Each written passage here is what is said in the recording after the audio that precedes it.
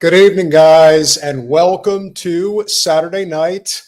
It is Revolutionary Change. It is Pontificating with Pete, and it is a new background, and I'm curious if you guys like it. I've been contemplating messing around with a couple of the gadgets and gizmos here and there, and this happened to have been one of them, sort of a distressed American flag, kind of fleeting out into space. So that was just a thought on my part.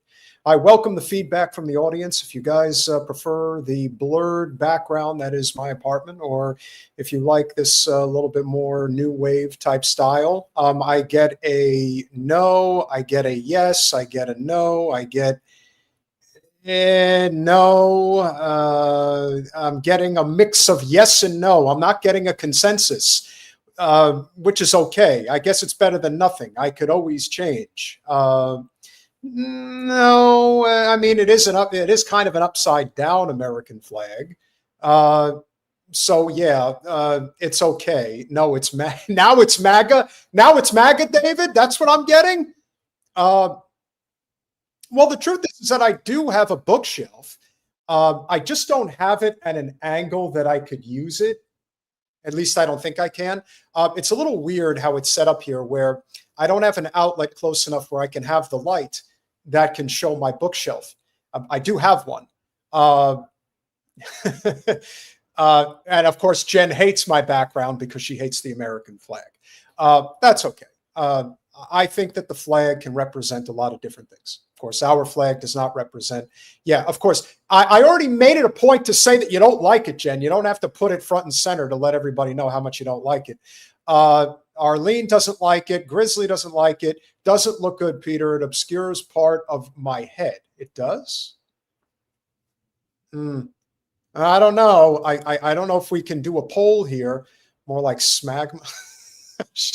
You mean smag? You mean Keith? You're reminding me of when I was a kid. Not revolutionary. Flag is fine. Now, Jen's been here Saturday night. I just happened to do a solo show. Jen does not like the background, Anthony, at all. What do you think of the background? Actually, your opinion matters a lot to me. If you think the background is acceptable, I'll roll with it. If you think it isn't, then I guess I'll just have to switch it back to the blur. I don't know if I can do this from inside the studio. I'm melting. I'm not technically melting. I just don't have a high end. I don't have a bookshelf that I can show. But what I would say, what I would say is, I don't know, because Colin isn't here. I'm producing this on my own. I don't know if I have the ability to switch this out without actually leaving the studio. I think I actually have to leave the studio. Too loud, too busy. Okay, not acceptable. The too loud, too, okay, the consensus is that I need to switch this out. So let me, rather than have you guys all complaining to me, let's change it. Okay, we happy now? Is this better? You guys happy with this? Is this a more acceptable background? I wasn't, listen, if you think I'm changing it because you said I should change it, no, I'm listening to what the audience wants to see. You got to give the people what they want. If the people agree, then, you know, that's the most retarded. Mikey, watch it. It's not the worst one you've ever seen. There's plenty of other ones that people can disagree with. I happen to love the flag. That doesn't mean that I like what the flag represents. It should represent something better. So if you guys are all happy with this consensus background, which is the blur, how about it is just for shits and giggles?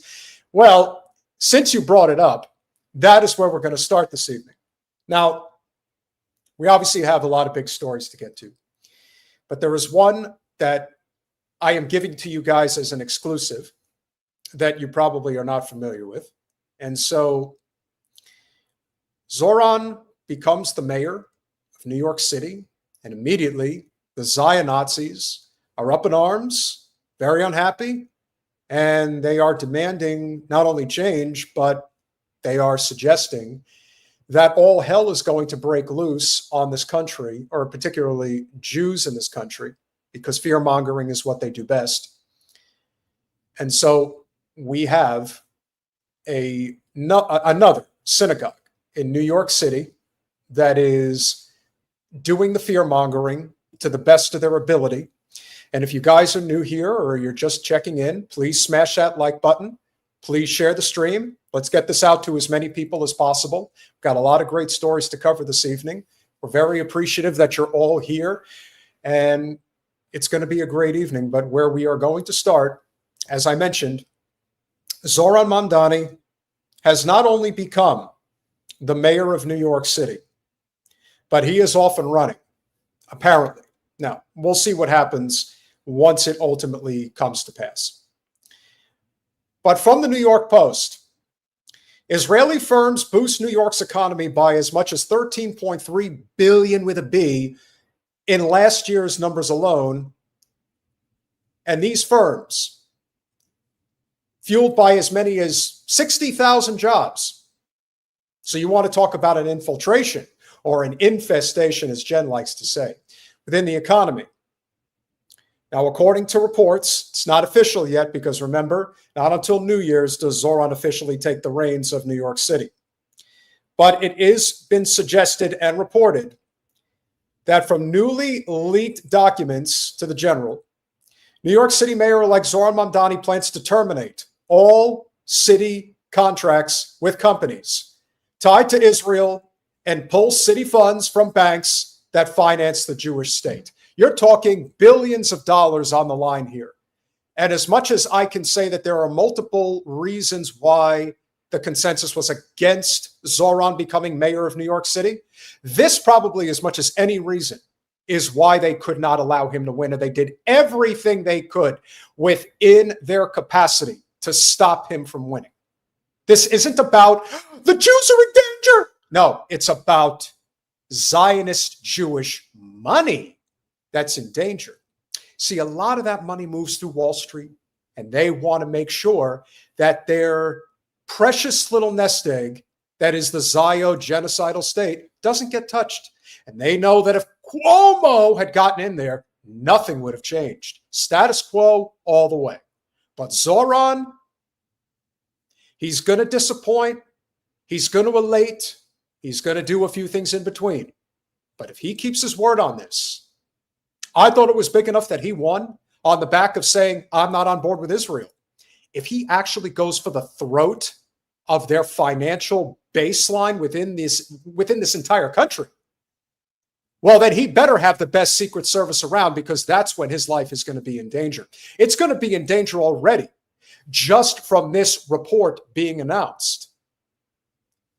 Here's another example of why things are going to get dicey for Zohran and for a lot of other people in this country. The Zios know that their backs are against the wall now. And so here is a sermon from earlier today from a rabbi in New York City who's not too happy about Zohran becoming the mayor of New York City. Curse, you should be blessed to live in interesting times. Amiel Hirsch, senior rabbi of the I don't know synagogue, but I think he's going to let us know in a moment. These are such interesting times. Anxious times, too, fraught with challenges and risks. What an astonishing week here in New York City. I congratulate Zohran Mamdani on his victory. It was substantial. It was convincing. It reflected the will of the majority of New York voters. Mayor-elect Mamdani won just over 50% of the total vote in a three-person race. He ran an outstanding campaign that inspired legions of New Yorkers, especially young people. And that's about all of the good grace that he's going to give them. At least he acknowledges that the electoral process worked in this case. The people are not on board with what the Zios want. That probably doesn't sit too well with him or his congregation.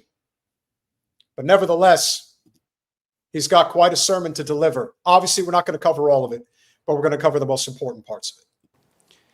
They sent important messages to us. It would be wise to analyze and understand them.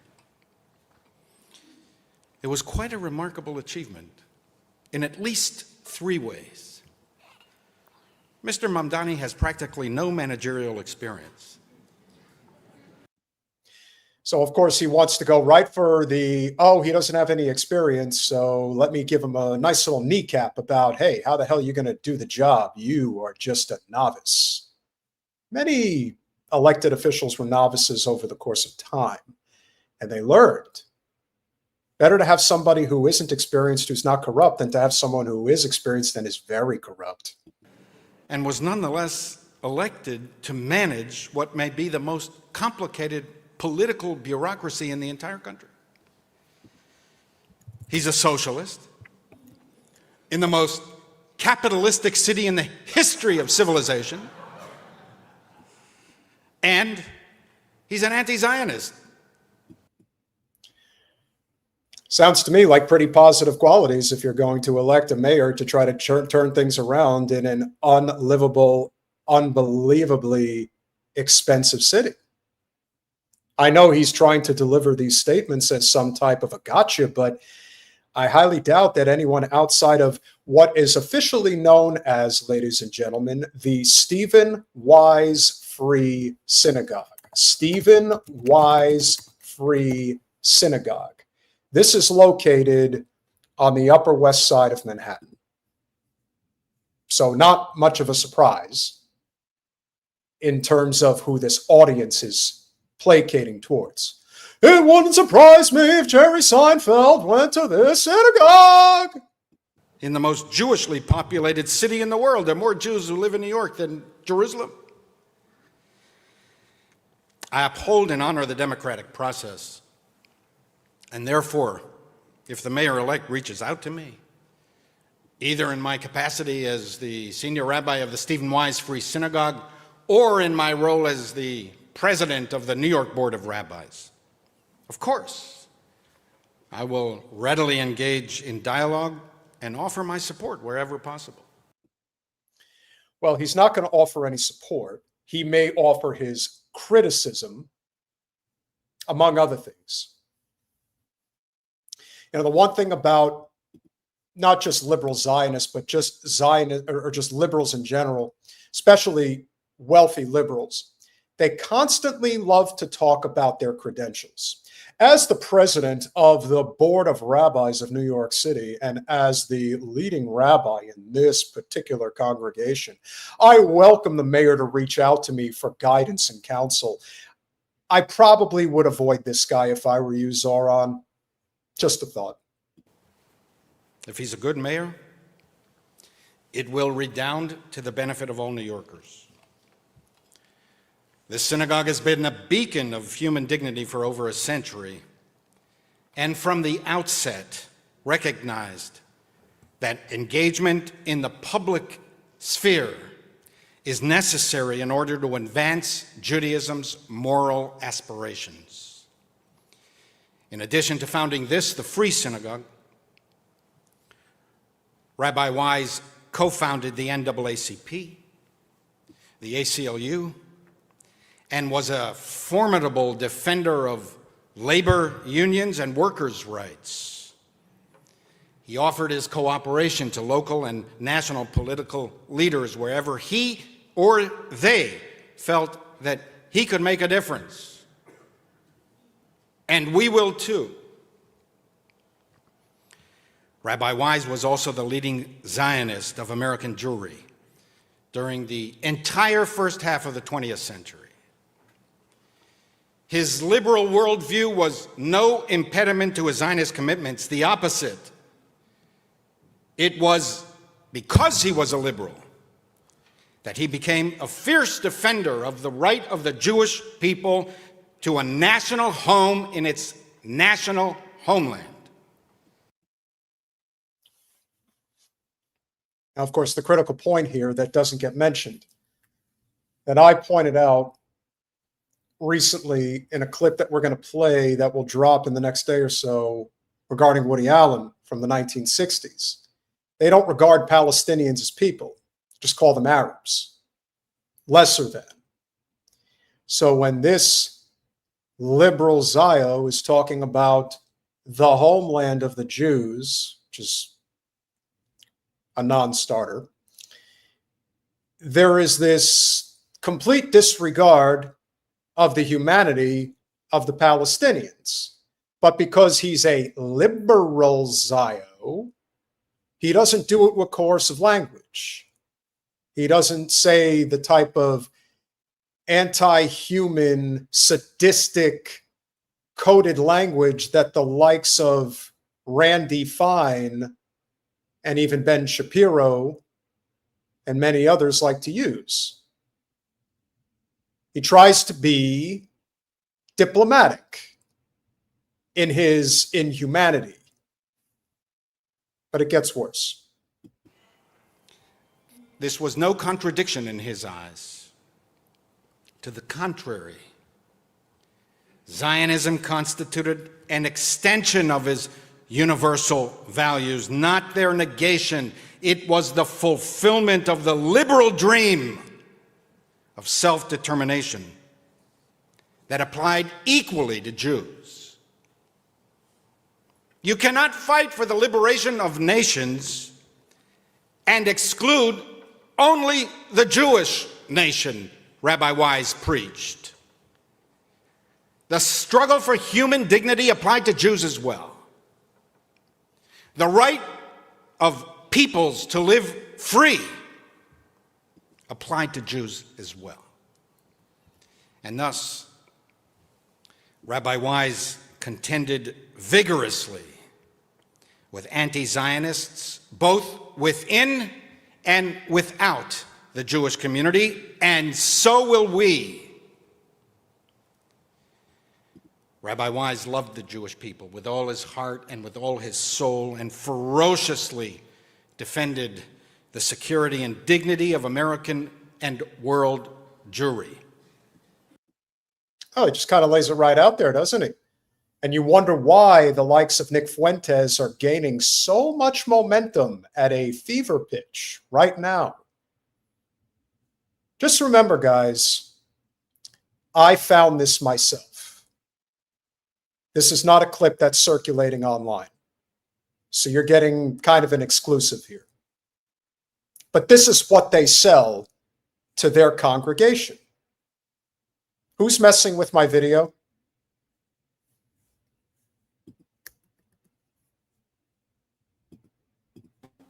And so will we. Jen, I don't know what you're doing back there, but please don't do that. I want to be very clear about this. And I saw this in the chat. The people who are going to this type of synagogue very likely are being indoctrinated from birth, multiple generations, and now is being passed along.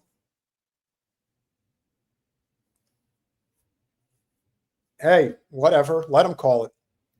There is a good chance that if this does go viral, that he'll do the same thing that the other synagogue in Manhattan decided to do. You know, I haven't even covered, although I'm not really sure if they are videotaped or live streamed, I should say, within Wasserman Schultz's synagogue, which is in, I believe, Weston or Davie. The ones that they do on Miami Beach, where Jen grew up, right in North Miami Beach, a pretty well-known synagogue there that's very Zionist. And then you also have Boca Raton and places like that. But this is one of those mask-off moments where if you thought it was bad before Zoran became mayor, you wait and see how this is going to turn out and how much worse it's going to get. Not that we couldn't have anticipated that it wouldn't get worse, but what's going to happen if Zoran actually goes after what is most, stereotypical as it may be, what is most important to the Zion-Nazis, and that is their money. If he starts messing with those city contracts directly linked between New York City and Israel, he better have armored guard around him at all times. That is the end game. This is probably one of the most affluent congregations in the Jewish community in all of New York City. This is on West 68th Street. So if this is where I think it is, which is right by Central Park West, this is the creme a la creme. He's speaking to an audience of people that give a lot of money to the state of Israel, that have a lot of investment between New York City and Israel, and probably many places in between. So he's not just preaching to the choir. He's sending out a signal to anybody who's going to try to get in their way, with very coded language, mind you, but there is more to go. The predominant issue in these elections were affordability, transportation, economic disparity, taxation, poverty, crime, immigration. Judaism has much to say about each of these issues, and I expect that in the coming years we will have ample opportunity to discuss the application of millennia-old Jewish values to these contemporary issues. For now, I will focus on the specific anxiety and threats felt so deeply by so many Americans in the Jewish community in New York and throughout the country. I met the mayor-elect in late August, after the primaries. Several prominent and liberal New York City rabbis spent an hour with him. We were interested in all of the issues that could make life better for New Yorkers. But most of our discussion was focused on the specific concerns of the New York Jewish community. We entered with open hearts and open minds. Most of us had never met the candidate, and we were interested in taking the measure of the man. As the meeting unfolded, our mood steadily darkened and our fears increased. We were impressed with Mr. Mamdani's high intelligence and considerable political skills. He's a quick thinker and possesses an easy facility with words. He connects with people in a deep way.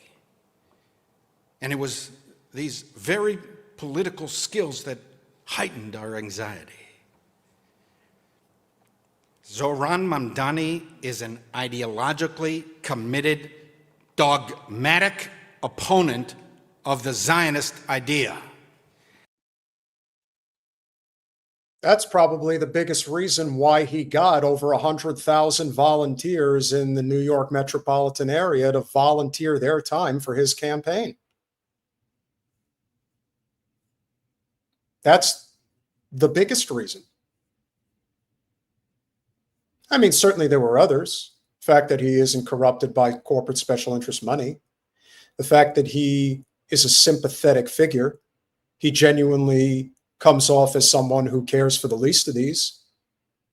His language is very socialist in many respects.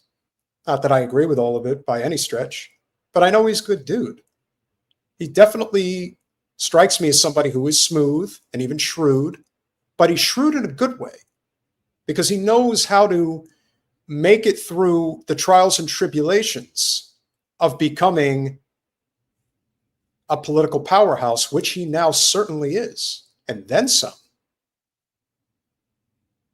And what I get, the vibe I'm getting from Rabbi Hirsch, isn't one of, I mean, yes, it's anger for sure, but it is resentment, cowardice, and fear. They're afraid that there might actually be somebody who is going to deal with their grift and what they've been able to get away with for as long as they have. And the fact of the matter is, I'll borrow a line from my partner and colleague, pigs get fat, hogs get slaughtered.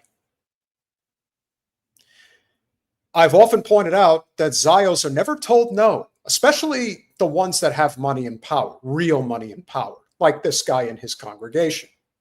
So even in the backdrop, in the face of an obvious genocide, the worst genocide that this world has seen since the Holocaust, and all the while they just assume that, well, we're the chosen people, we could do whatever we want.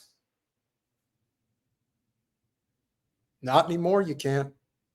Well, you can for now, but it will not last. And it's obvious it's not going to last. Statements like this is proof positive that they know that they're on borrowed time. Now, for them, it's a little different because of their affluence. However, make no mistake, they know what's going on. Even in their very secluded bubble of an existence, they know that the world is rejecting their ideology. But more importantly, the United States, as a consensus, is starting to reject their ideology.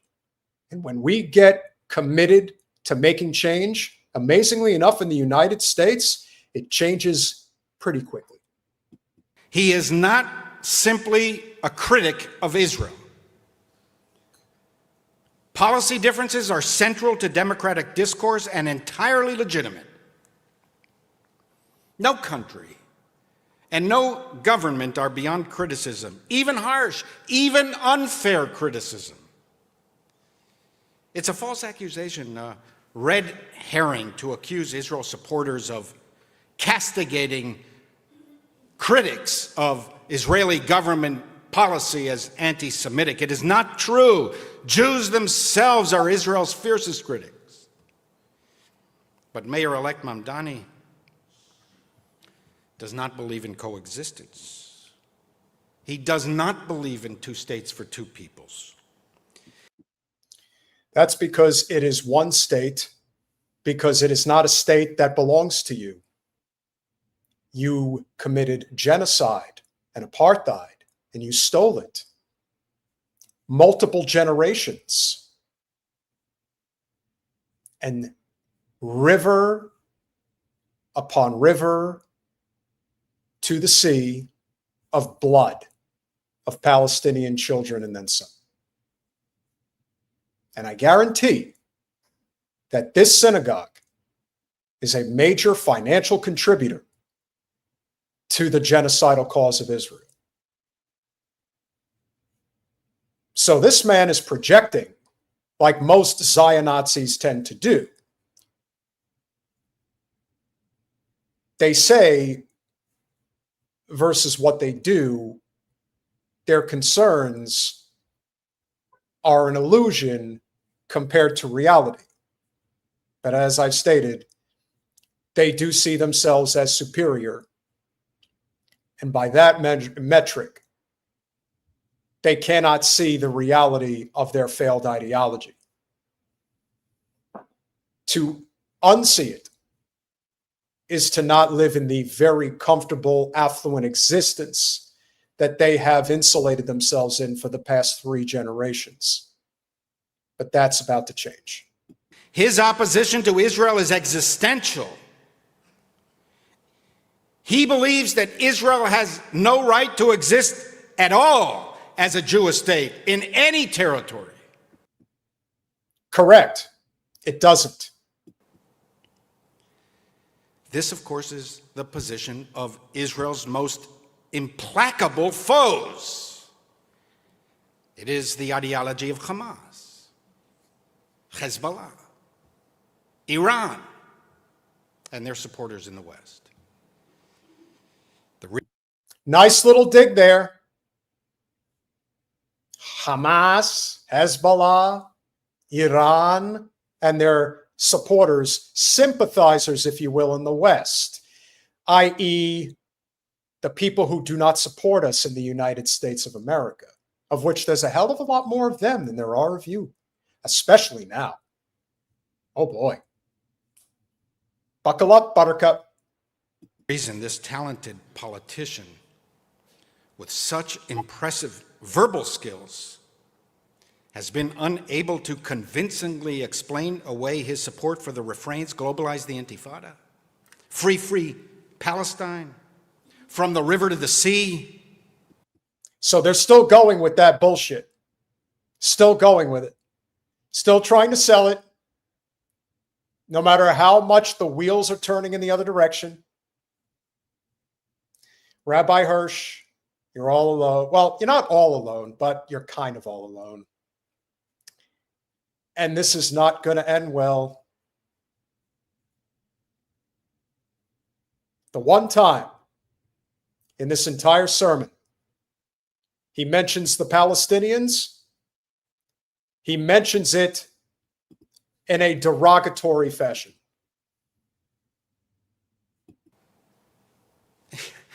Is that these slogans represent his core beliefs. He doesn't hide it. To the contrary, he's proud of it. The struggle for the Palestinian liberation was at the core of my politics and continues to be, he proclaimed in a 2023 keynote speech to the Democratic Socialists of America.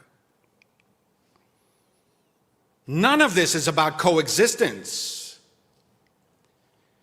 What most of those who shout globalize the Intifada mean is October 7th. And there it is. This is about a 30-minute sermon, and I thought this was an appropriate place to end it. But after all that ranting and raving, after all his posturing, he finally admitted the truth. This is about globalize the Intifada. No, it is about the freedom of the Palestinian people. And you say globalize the Intifada is about more October 7ths, which means you are a liar, you are a bigot, and your ideology is doomed.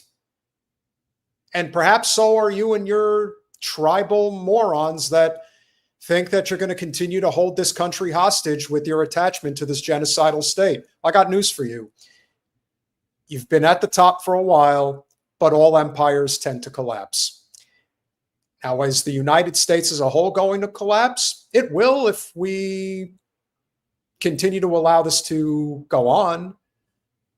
But if we are smart enough as a nation to pull away, maybe, just maybe, we'll get ourselves out of it. That's our best shot. That's our best shot. But the more these people talk, the more they are going to accelerate their inevitable demise. And I see, good. You can't handle the truth, Sue, and neither can a lot of other people. And that's okay. Because where you lose one, you get another. You know why? Because we don't apologize for speaking the truth. We say what needs to be said, and we will continue to be suppressed. We will continue to have to battle uphill because our channel is shadow banned. Everyone knows it. You can see the clips that get 2,000 or 3,000 views and they have 500 or 600 likes and over 200 or 300 comments. Everyone knows what's going on, and that's okay. It's not going to change what we're doing. We're not doing this for the money. We're doing this for the mission. As I'm sure each and every one of you that are here this evening are here to do as well. The goal here is to expose the truth about what is going on behind these walls with the very people that are destroying our country, because this is what Zionism is doing. It's destroying our country. So we have to be vigilant in spite of everything that is in our face. But the ranting and raving will continue, and it will get worse. As I said, Zoran better protect himself, because if he does do what it's being leaked that he's going to do once he is sworn in on New Year's Day. Well, if he starts messing with those contracts, those multi-million to multi-billion dollar contracts between the city of New York and the genocidal state of Israel, if he does sever those contracts, watch out. That's when the real fight will begin. And we'll see how far the Zion Nazis are willing to go. We kind of saw what they were willing to do with, well, you know, that former leader of the Christian Zionists. But the ranting and raving and complaining isn't just reserved for those that wear the cloth. And that can be bestowed upon Christian pastors in the evangelical bend as well. It is also for the spokespeople within this industry that have made a lot of money for years, decades even. Now, I contemplated where I wanted to go in terms of the clips that have been circulating regarding Ben Shapiro over the last week. He's gone on CNN with Jake Tapeworm. He has gone on multiple outlets that have given him grace to talk about the threat of anti-Jewish hatred, etc. Talk about how much he hates Zoran. But really what he's most resentful about is that he is not able to corral the Christian Zionists into his flock anymore. See, he's made a lot of money over the years doing that. And now with the likes of Tucker, Candace, and Fuentes, he's not getting away with it like he used to. And now he, in a sense, is spiraling completely out of control. Ben Shapiro is one of the most spineless little weasels in all of politics. And so when he went on his 40-minute rant online the other day to call out not just the three people that I mentioned, but a handful of others that they've associated with, who have you been speaking to? This is not very good. On top of everything else, he's trying to play the "you're not loyal to Donald Trump" card. This is a guy who went out of his way not to support Trump back when Trump truly was conducting himself as a populist in 2015 and 2016. He was as anti-Trump as you can possibly get. Now that Trump literally is on his hands and knees for the Zio state on behalf of Miriam Adelson and many other Zio billionaires that carried him back to the White House, now he loves Trump for all he's worth. Always pay attention to who your friends are and who your enemies are. If you have a friend like Ben Shapiro, then you're not a friend of mine. But here's what his ranting and raving is all about, starting with Nick Fuentes. Josh Hammer and Mark Levin. Fuck these people. Like, deeply, seriously. All real Americans, if you are a real American, if you were born in this country, I don't even care who you are, what you are. If you are a real American that loves this country, you have generations in this country, your family or you fought for this flag, fought for the Constitution, fought for our church, fought for our civilization. For all of you, I say about Josh Hammer and Mark Levin and Laura Loomer, fuck them. Fuck them. Deeply, seriously, get them the fuck out of our country. Now, I just want to say, as I have pointed out time and again, because of the fact that there isn't this overall consensus in left populism about what the real problem here is, you are ceding all of this real estate to Fuentes, and he is going to continue to grow because he is not corporate backed. He has an incredible platform, and it's almost exclusively on Rumble. So I would say the most telling part of all of this, which is probably what really shook Shapiro up based off of the conversation that transpired between Fuentes and Carlson was how Shapiro came after Fuentes in his very early stages as a commentator. And he didn't bury him. Probably tried his best. He didn't do it. And now that Fuentes is becoming a real threat to power, they're trying to come after him with everything they have. But they don't have much. In fact, according to friend of the show, Vosh, he said it to Ben Shapiro in a clip the other night. He said, "You've already lost." He said, "It's already over. You just don't know it yet." If Vosh is saying that, better start making plans, pal. Take with that what you want. Nick Fuentes, it should be mentioned, despises Donald Trump and the MAGA movement as well. Not that that's a bad thing. I wouldn't say, and again, there has to be a separation between the two. You don't want to have a split from the president of the United States.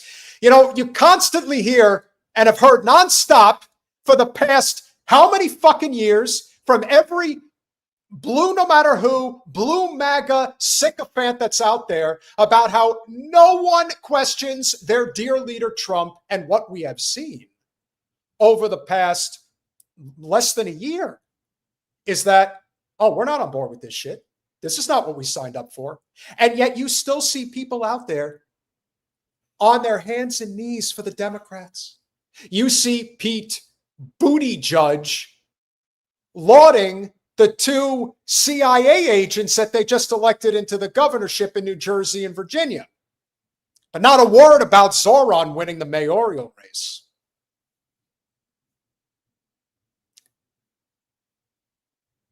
The indoctrination is real because, as Jen likes to say, there are way too many people in this country that need upper management. And they're not willing to question their dear leaders. There's more to say.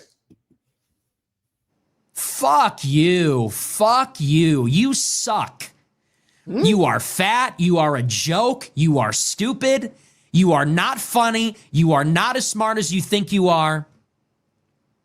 You are, and honestly, and if you watch my show, you know I've been very critical. I've never been this far. This just goes to show this entire thing has been a scam. When we look back on the history of populism in America, we are going to look back on the MAGA movement as the biggest scam in American history. And the liberals were right. The MAGA supporters were had. They were. Which is absolutely true. Now, let's be more clear about this because you're referring to people that supported an America First agenda, hence MAGA. You have to distinguish between those people that are strictly doing MAGA for the purpose of grifting, the purpose of making money. If you're talking about Benny Johnson, if you're talking about Dave Rubin, Ben Shapiro, heck, even Megyn Kelly, Gunther Eagleman, I could go on and on with every one of these grifters, and you know there's a shitload of them that are up the Democratic Party's ass. Those are the people that suck. Those are the people who do not give a damn about this country. They just care about lining their pockets. But there's a lot of working class people in this country who are so desperate that they got on board with the Donald and thought he's going to save the day. He's not bought by the system. Yes, he is. Elon Musk is bought by the system. Elon Musk is the richest person in the world because he has a monopoly on government contracts for his space and car programs, among other things. You think he's some fucking genius that just has all this money and all this power? No. It's a lot worse than that. A lot more sinister than that. But yes, people were had. Millions of people were had. And they're starting to wake up to that reality. So, that right there is just a brief glimpse into the twisted mind of Nick Fuentes. And there's plenty more where that came from, of course. Hours of it per day, in fact. And there's no doubt that Nick Fuentes has a lot of play these days. That's because the left, by moving into a politics of anti-white, anti-Christian, anti-male identitarianism, created its bizarro mirror image, a white pseudo-Christian incel identitarian movement dedicated to destroying the institutions of this country and replacing Americanism with something else. There is no such thing as Americanism if it's associated in any way with Israel. And that's the hard lesson that this grifter son of a bitch is going to learn, and he's going to learn it quick. The Daily Wire is crumbling. He, of course, as he always does, is peddling a book, another book. Lord knows he doesn't write them. Most of them don't.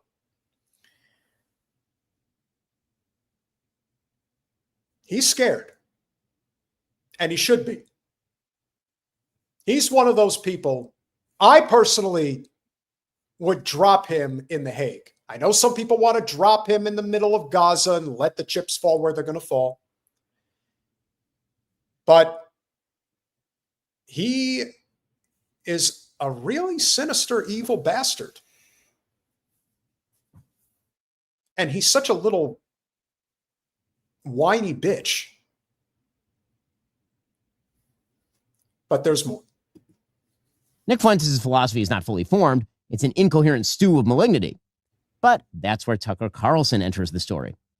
Now, since his exit from Fox News in 2023, when, of course, he was a very, very popular host, Tucker Carlson has turned himself into a conspiracist and a crank and a pathological liar. Tucker excuses Vladimir Putin's murderous and barbarous reign. He has even become one of his most ardent defenders. It is so much nicer than any city in my country. I had no idea. My father spent a lot of time there in the 80s when he worked for the US government and barely had electricity. And now it is so much cleaner and safer and prettier aesthetically.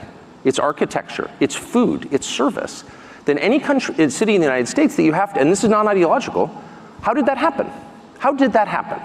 And at a certain point, I don't think the average person cares as much about abstractions as about the concrete reality of his life. And if you can't use your subway, for example, as many people are afraid to in New York City because it's too dangerous, you have to sort of wonder, like, isn't that the ultimate measure of leadership? And that's true, by the way, it's radicalizing for an American to go to Moscow, I didn't know that, I've learned it this week, to Singapore, to Tokyo, to Dubai and Abu Dhabi. Because these cities, no matter how we're told they're run and on what principles they're run, are wonderful places to live. I want to keep in mind, really quick, that if you visit a lot of different places, not third world, but developed countries around the world, in Europe, in Asia, Australia, in many parts of Africa, you know what you discover? The countries in question care about their people. Their food is healthier. They have health care. They have not-for-profit education opportunity. Learn a skill. Remember, you can go to places in Europe, particularly in the UK and Germany, where they'll pay you to learn a skill that the country needs and have a career. You don't have that here in the United States.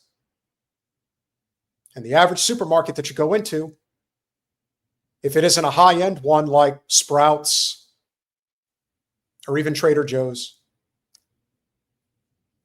well, it's understandable why people feel one way about America and another way entirely once they have the opportunity to get out and explore the world and see what it's all about. Heck, even going into Canada, you'll see, and probably Mexico too. Our country, not yet. This is, again, another example of the classist ideology that those at the top try to rain hell down on the rest of us by saying, how could you say such a thing? How could you celebrate Tucker Carlson going to Russia? First of all, the Russophobia is so effing ridiculous at this point. But to suggest that there isn't greener pastures in other parts of the world, I'm not buying it. You're going to have to explain yourself, young lady, because I'm sure there's, like any country, there's going to be things that are good and things that are not so good. So there is more to go. So I guess you put in 10 rubles here and you get it back when you put the cart back. So it's free, but there's an incentive to return it and not just bring it to your homeless encampment. I went from amused to legitimately angry. So we were guessing what this would cost. Everybody hears from the United States, buys groceries, and we didn't pay any attention to costs as we were just putting in the cart what we would actually eat over a week.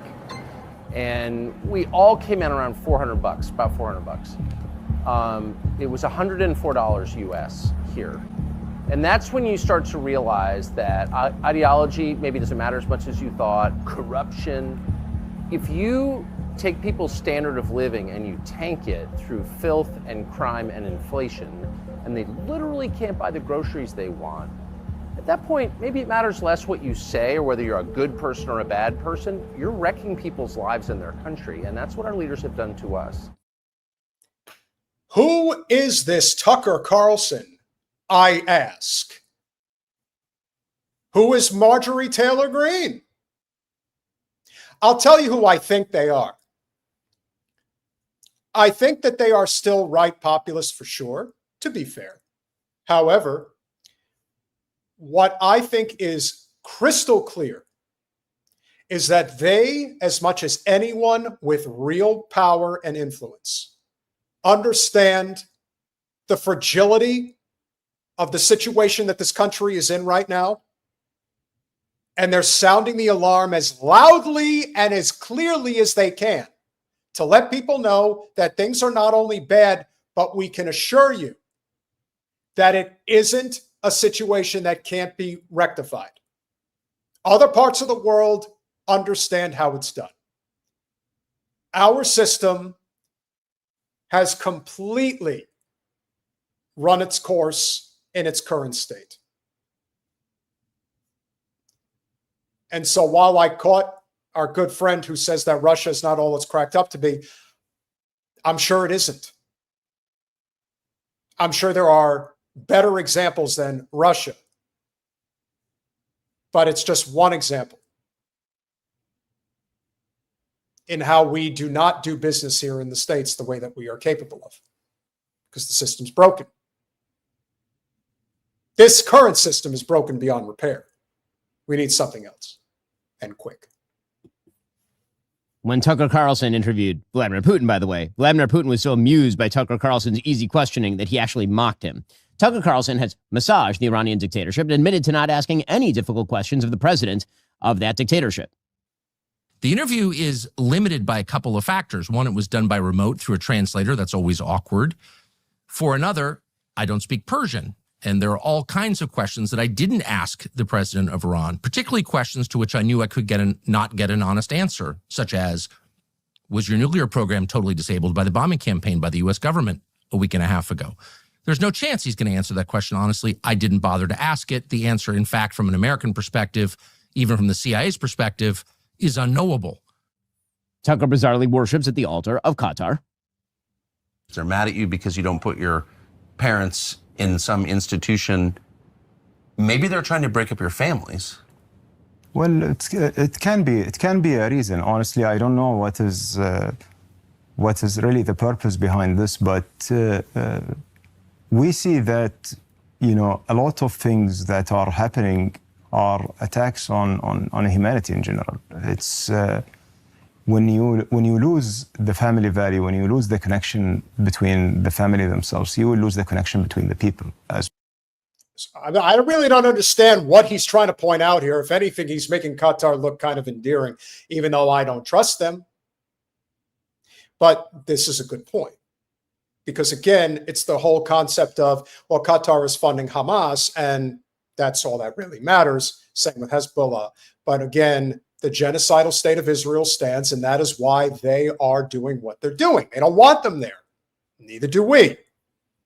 So naturally, Shapiro is going to spew this bullshit. Well, on a broader level, on the people in the same neighborhood, on the people in the same region, in the same countries. And that's basically will just make us, you know, as individuals who are quote unquote independent from anyone. That's what we will feel. Yet it will just make our societies vulnerable and easy to be penetrated. That's right. Tucker Carlson praises Venezuela's Nicolas Maduro, even as Maduro keeps the entire country in communist penury and ships fentanyl into the United States to kill Americans by the hundreds of thousands. That is a bold-faced lie, and I don't know how people continue to get away with saying that. But it is no surprise that Shapiro would say something that is a, let's just say, State Department talking point. Why are we so opposed to Nicolas Maduro? So if you ask someone on the street, random person, why are we against Nicolas Maduro? The answer you're going to get is, who's Nicolas Maduro? But if you find someone in South Florida, for example, who knows who Nicolas Maduro is, who can identify where Venezuela is on a map, that person will almost certainly say, well, because he's a communist or a socialist, he's exceedingly left-wing. And that is true. Nicolas Maduro and his government are very left-wing on economics. Not on social policy, by the way, which is kind of interesting. In Venezuela, gay marriage is banned, abortion is banned, sex changes for transgenderism are banned.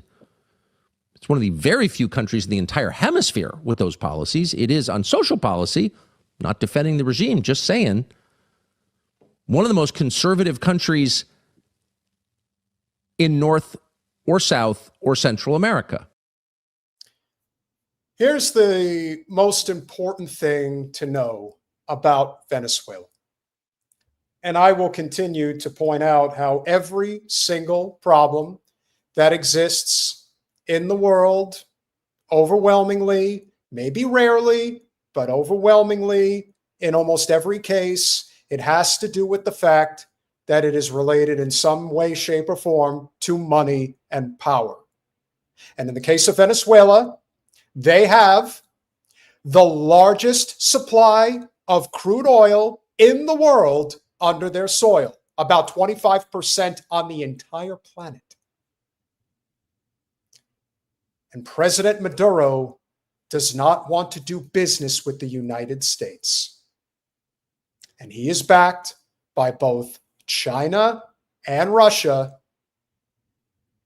And we are still trying to fuck with them and get our hands on their resources.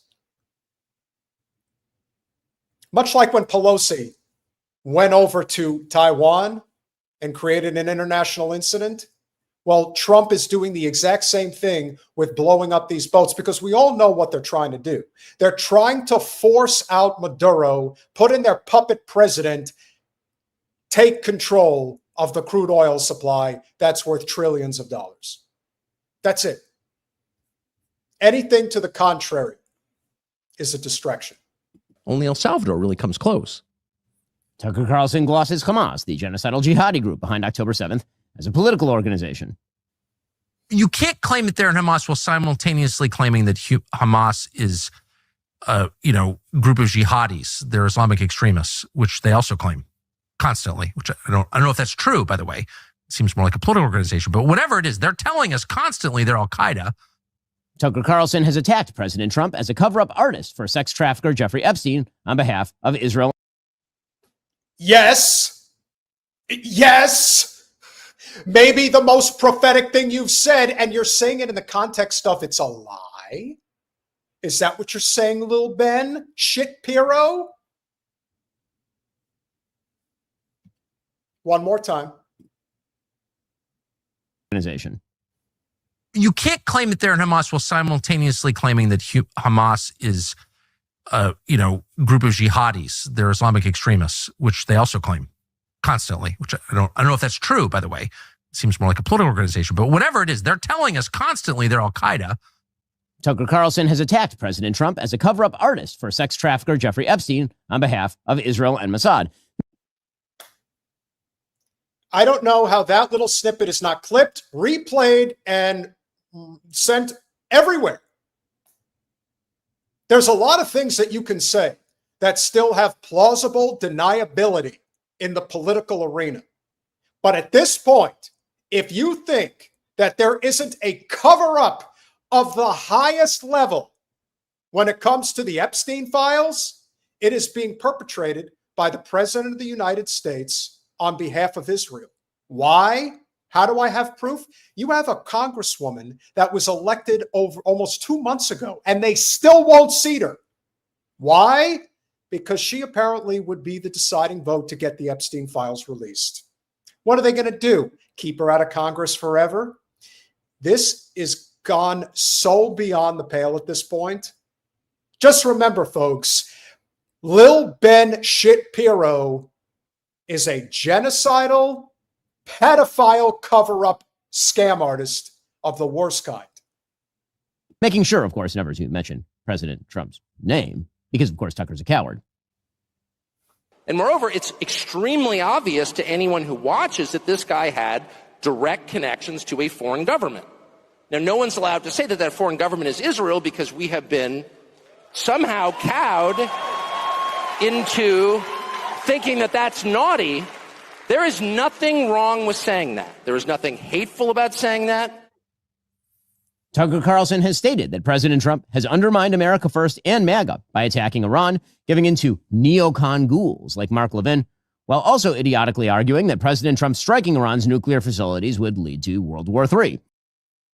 Well, we're still in the process of getting there, and I like how you refer to Mark Levin as a neocon warmonger, but he also refers to you as one too. I guess you forgot to mention that part. Must have slipped your mind. Spoiler alert, it didn't. Tucker Carlson also said in his interview with Nick Fuentes that the people he hates most in the entire world, more than ISIS, Al-Qaeda, Trans-Tifa, Marxists, rapists, murderers, are Christian Zionists, who represent an enormous chunk of the conservative base. According to Tucker Carlson, who admits that he first read the Bible all the way through just 2 years ago, Christians who support a Jewish state of Israel are heretics and blasphemers with a brain virus. How do you explain Mike Huckabee, Ted Cruz, and there are a lot like that, John Bolton. I mean, I've known them all, George W. Bush, like Karl Rove. I mean, all people I know personally who I've seen like be seized by this brain virus, and they're not Jewish. Most of them are self-described Christians, and then the Christian Zionists who are, well, Christian Zionists. Like, what is that? Right. And I could just say for myself, I dislike them more than anybody, because like what? Because it's Christian heresy, and I'm offended by that as a Christian. Tucker Carlson has said that he despises American Jews who care about October 7th. We, in his words, don't care about America and also want to get his kids killed in a foreign war. I've got 4 draft-age children. So if you're playing recklessly, fast and loose with their lives, then I have a right to despise you, and I do. You know, the one thing that never gets pointed out enough is how Lil Ben Shapiro would never, ever consent to serving in the U.S. military, much less the IDF, although that's probably the one he would pick first. But he and many others will gleefully send your children off to die for the state of Israel. We caught it on camera. A very powerful liberal Zio rabbi in a very powerful synagogue that tried to muscle Jen and I recently, saying, you have to be willing to die for the state of Israel to survive. Well, guess what, Buttercup? No one is going to do this for you. Not now, not ever. You're almost done. From the river to the sea, Palestine will be free, and your ideology will be dead. So if you're Nikki Haley, who's running for president, or Ben Shapiro, or half the people I see on television casually mentioning the possibility of nuclear war or sending Americans to fight in the Middle East, or in any way involving us in a war that has nothing to do with prosperity and peace at home, nothing, in other words, to do with us, Americans, then I have a right to call you out and be really offended because it's my family. They live here. It's not a joke to me. There's nothing abstract about it. But most of all, Tucker Carlson acts as an ideological launderer for other people's evils. Tucker Carlson says many inflammatory things, always buying back just enough of it to appear as though he's not saying what he's clearly saying. He's a master of gaslighting. Tucker Carlson, for example, would never say out loud what Nick Fuentes does. He wouldn't say the things many of his guests say. And so instead, he acts as an ideological launderer. He takes other people's hideous ideas, he softens them, he treats them with love and care, and then he provides them with a massive signal boost. He isn't merely talking to people in good faith, of course. He's promoting certain people and ideas and attacking others. No, we're just putting an end to your ideology. That's what we're doing. You are anti-American. You are a bigot. You are also somebody who has peddled in your own conspiracies, like everybody better get the jab or they're in trouble. So much for bodily autonomy. Claim to be pro-life. Sure. Your loyalty is not with the United States. It is with Israel. And much of it is centered on your own financial gain, of which you are now suffering significantly for, because your multi-million-dollar empire is falling apart, and rightfully so. And hopefully soon enough, you will no longer be a relevant voice in any political sphere. Maybe you'll get a regular spot on CNN. You know, once the takeover is official on the part of the Ellisons, that's right, folks, the Ellisons are coming for CNN next. You'll have a regularly scheduled program there until hopefully that bottoms out as well. Your time is over. You just don't know it yet. Or maybe you do know it, and you're just trying to hang on for dear life. And whether Matt Walsh stays on with you, whether Michael Knowles stays on with you, all of that to me is irrelevant.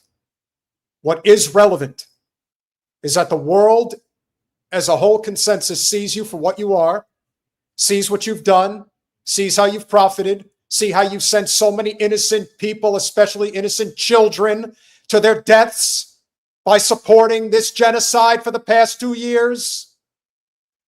You are a mass murderer by proxy, kid. Hopefully justice will be done someday on your behalf. And it can't come soon enough. If you're enjoying this conversation so far, which we hope you are, we hope that you will consider going over to our Patreon. And that, of course, is over at patreon.com/revolutionary change. For as little as $5 a month, you could become a supporter of our small but mighty and growing channel. We are going places. We are at 83. Well, actually, I haven't even checked this evening, to be honest. You know, I don't know. We've had a very large crowd. We're at almost, I think we're been closing in on 900 live viewers this evening so far. So we could be somewhere closer to 84,000 subscribers now if you guys hit that subscribe button.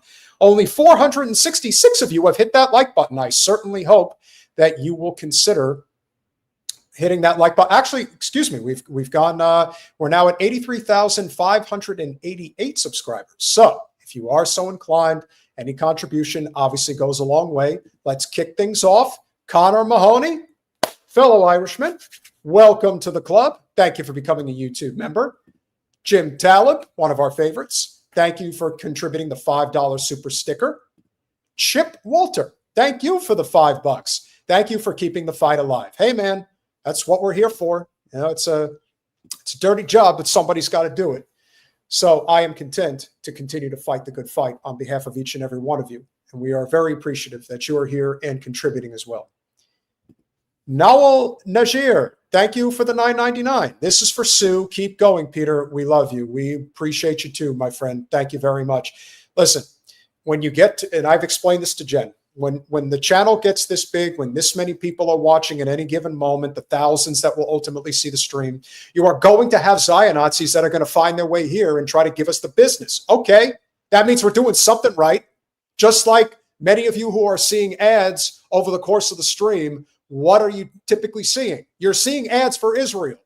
That's because they know that this channel is causing a problem for their propaganda. So they think that if by playing more propaganda on this channel, that's going to help them. It's not. Shaitan Dadan, thank you for the $1.99. Ben's entire argument is, I love every war. Of course he does, because war is profitable for people like him. And JG 1982 with the $5. Did Israel kill Charlie Kirk, or was it another faction to eliminate Nick Fuentes' competition? Nick claims he already won this conservative war. Well, It's funny you mentioned that, because that is a perfect transition into our next segment. And again, patreon.com/revolutionary change. Again, for as little as $5 a month, you can become a supporter of our small but mighty and growing channel. And we are obviously very appreciative of everybody's contribution this evening. And we do have more to get to. So, is it possible? Is it even plausible that Fuentes had something to gain simply by Charlie no longer being here? Well, of course, a lot of people stand to gain as a result. But do I think that had anything to do with it? Probably not. What I do think is very reasonable to assume, as I've been pointing out constantly, is that Israel had some type of a hand in whatever went down. And I have said for a long time that the biggest reason why we are faced with what we're dealing with right now is the disintegration of the Zionist state is commencing, because the most important voice in all of the Christian Zionist movement came from Charlie Kirk and his organization. He was the glue that kept it all together. Now, the billionaire Zio class funded his operation and made him a machine, but the second he decided that he was going to question that machine and just whether or not it made sense to continue funding that operation, well, and we all know that he was ultimately willing to put himself in harm's way, as indicated by the conversations that he had with Candace Owens, that yes, he may be on the chopping block. We hadn't seen a public execution like that of a noted figure in quite some time. But that was a message that was being sent. And all the while, there are people that are still trying to sell this notion that there is something more to it when it comes to Tyler Robinson. What involvement did he have? Was he actually somebody who did the deed? Was he involved in some way, shape, or form? I think he's a patsy. I think he could easily have had something to do with it. I'm not going to be the person to tell you that, oh, they just picked some person at random and he had nothing to do with it. No, I think that there are, in all of these cases, many layers, like the CIA training center that is out there that apparently a lot of Mormons get involved with, which I found very interesting. But make no mistake, the fact that they are trying to sweep this under the rug, just like the Epstein files, there is a reason that no one wants to talk about this. They don't want to talk about it because it's not good for business. We talked about Zoran needing security to protect himself. Candace Owens is another person who needs it. Here's what she had to say about the latest revelation regarding what happened to Charlie at Utah Valley State on September 10th. Of news for you that I can now, beyond a shadow of a doubt, confirm. Putting my name on this. Not only can I confirm this, but I can publicly challenge the very Zionist occupied Trump administration, who is aware of this, to deny it, to come out and say, no, that's not true. There were, for whatever reason, 12 Israeli cell phones on the ground at Utah Valley University the day that Charlie Kirk was assassinated. What the hell were they doing there? And what the hell were they doing at Utah Valley State University? That's a good reference. I like it, Patrick. I like it. Might as well be.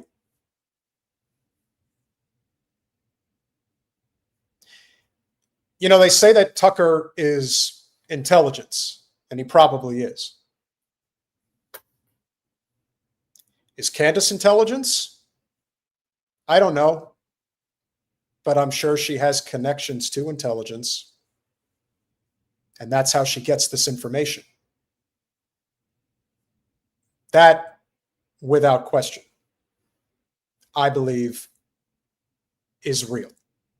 And considering how large her audience gets on a daily basis, in fact, I think recently she's had the largest or the most watched podcast in the country. I guess it was over a specific period of time, but she's done a hell of a job. And I give her a lot of credit because she bet on herself and she won.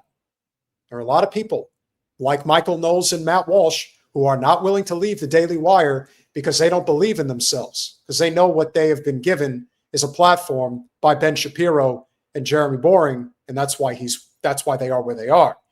Candace was willing to take that risk, and it paid off. And she did it in the face of not supporting the genocide in Gaza. So even if I agree or disagree with her on a number of key issues, of which I do,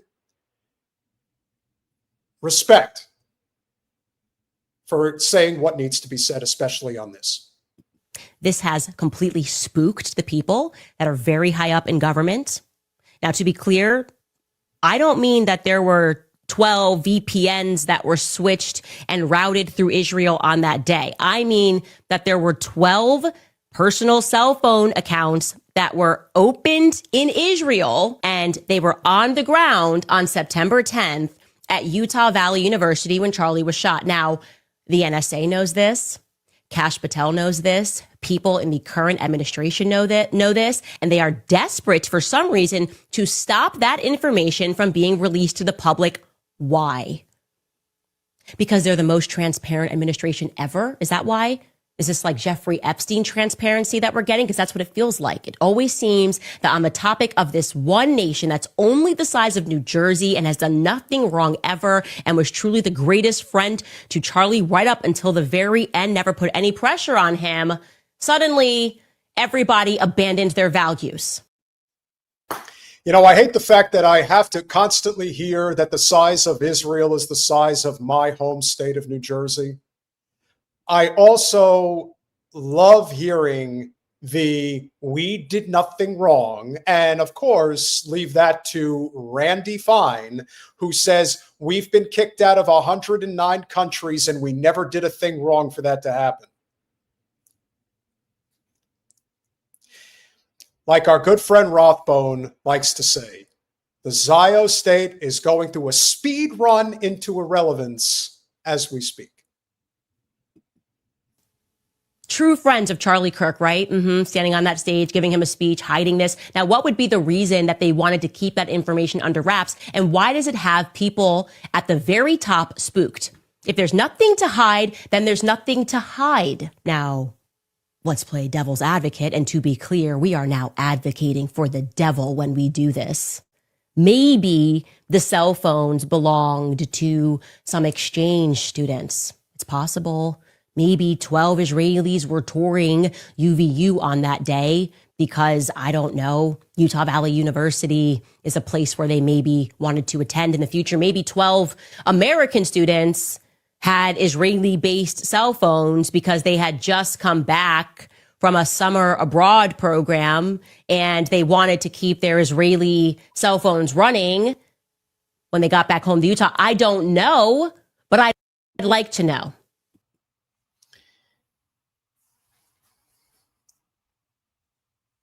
I like Candace's smug attitude.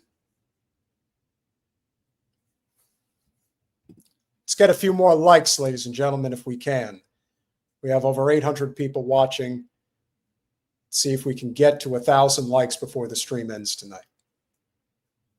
I got to tell you, it's kind of liberating when you just say what needs to be said without having to live in fear. Living in fear is a very sad existence. But perhaps for many of us, we are coming to that realization. And kind of like with Ben Shapiro, the reason he's losing is because there are now too many people that have nothing to lose, and they're willing to fight. And when you're up against that, you're not going to beat them. History has shown repeatedly that those that have the courage to say what needs to be said, and as has been said before, speaking the truth in a revolution, sometimes speaking the truth is a revolutionary act. This is also why when the likes of Tucker, Candace, and Fuentes are saying the word revolution, that's powerful. And part of the reason why this is going as far as it's going is because they clearly know more than we do about the direction our country's going in. And the reason they fear, the Zion-Nazis fear the populist right in a way that they do not fear the populist left is because the populist right is armed. And they are prepared to fight, fight, fight. Unlike the person who said it, but was just using it as a campaign slogan. In fact, we need to know the answer to this question. Why are they hiding this information? And why and who did those 12 Israeli cell phones belong to? Okay? I don't like secrets. I don't like secrets, especially when they pertain to the public execution of my friend Charlie Kirk.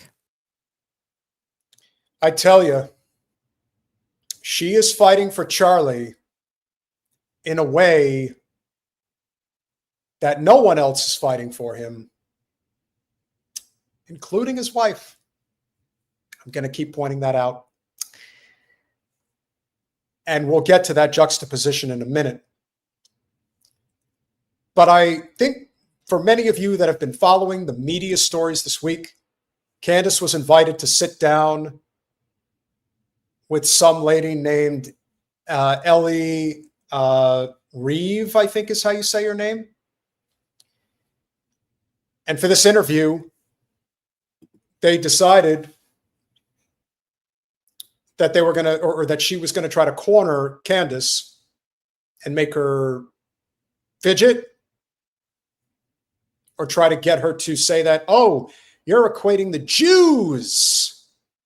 Again, this is the Zio's modus operandi. The equating of Judaism and Zionism is one and the same, which is not. They try, but they're failing. And here's what happened during that interview. They is a word. So like, I don't need to always like say they, like, it's just a weird, it's like, this is one of these psychology tactics where you're like, who is they? Who is they? And it's like, because it sounds like you're saying Jews. Does it really sound like that? One more time. and it's like, Because it sounds like you're saying Jews. It's like, you're totally saying Jews, and that's like not cool. Really? So why are you doing that? Did she say that? Did she say Jews? Or did she say Zionists? Or Zio-Nazis? Or Zionist Jews? There is a difference between Zionists and anti-Zionists. Zionist Christians, anti-Zionist Christians. Zionist Jews, anti-Zionist Jews. There is a difference, you know.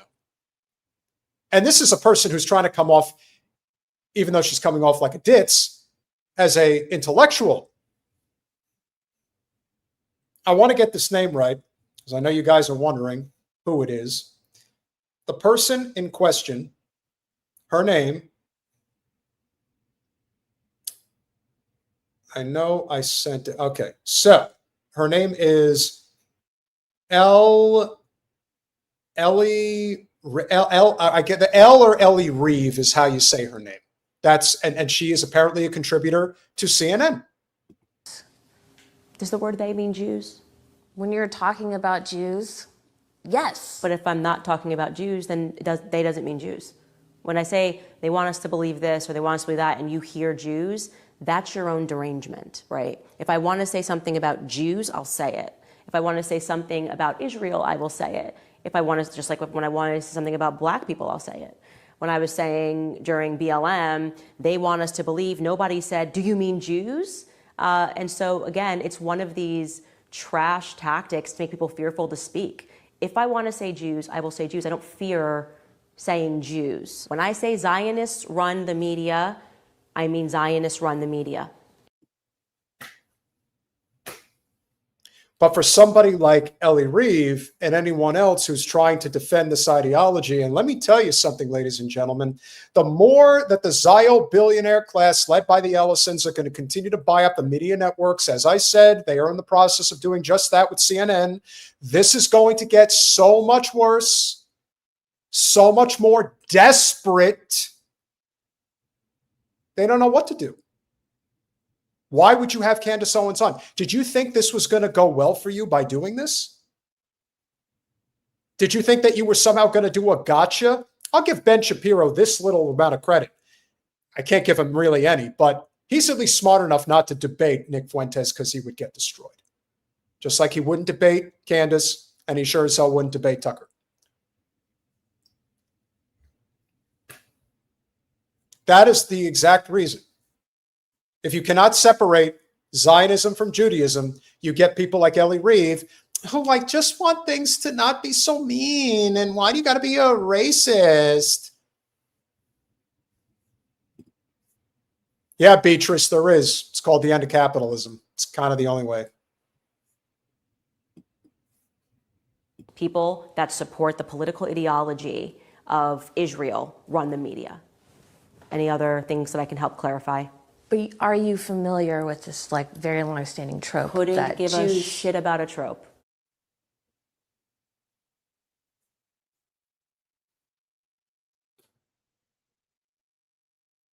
Couldn't give a shit about a trope, and neither can I. Do you think because you put somebody on who looks like this, that you're going to create some type of sympathy towards the genocidal cause, rather than somebody like Shapiro or Mark Levin? No. People are aware of what the ideology is. And it's a non-starter for the overwhelming majority of people. But as we've pointed out, and will continue to point out, this is a class war, nothing more. Do not be fooled. Do not be lulled in to the trappings of what this system has become. Zionism has a lot to do with this. And as I've said, if Zoran is even half serious about canceling the city contracts with the state of Israel, oh boy. Like I said, he better mind his P's and Q's. He better hunker down. He better have Secret Service detail protecting him at all times, because they're going to come for him. They're going to try to take him out like Charlie was taken out. Guaranteed. If you really want to know where the line can't be crossed, it's with the money. That's it. Once you start fucking with capital, then you'll find out how far the people that control the capital are willing to go. And in this case, no, they can't kill us all, but they're going to try to start a war, a civil war, or a world war in order to scare people from ever doing anything.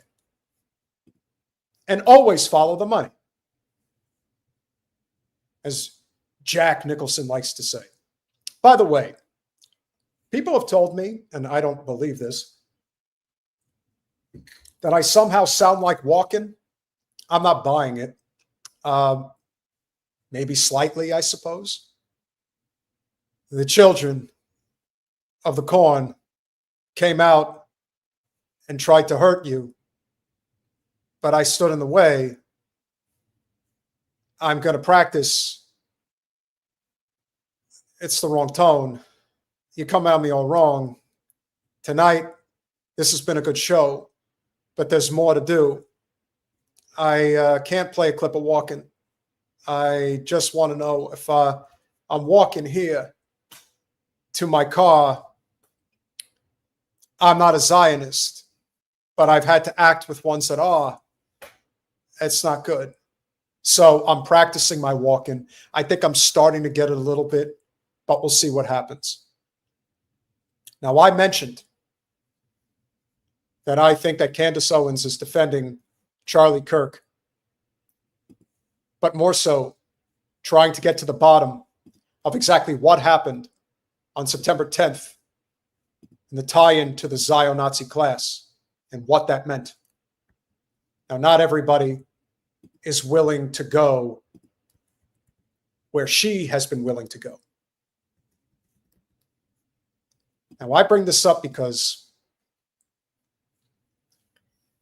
Erika Kirk decided to sit down for an interview with Jesse Waters, of all people,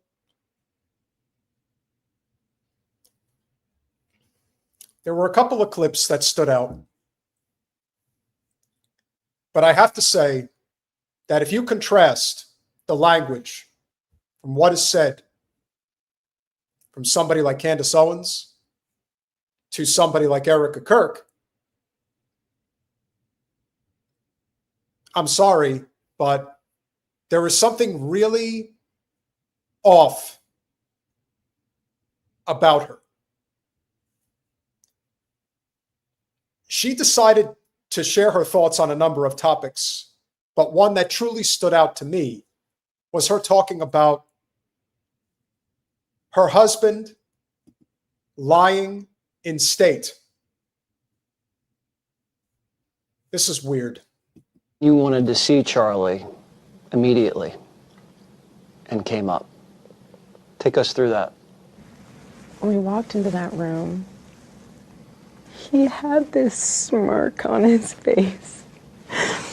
That smirk to me is that look of, you thought you could stop what I've built. You thought that you could end this vision, this movement, this revival. You thought you could do that by murdering me.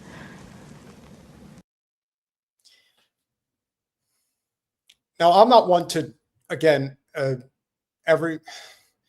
we have a very bad habit in this country of judging people based on their looks and the things that they do. But I will say the amount of diamond rings and earrings and things that she's wearing, it's not a good look. And as Jen and other women in my life have pointed out,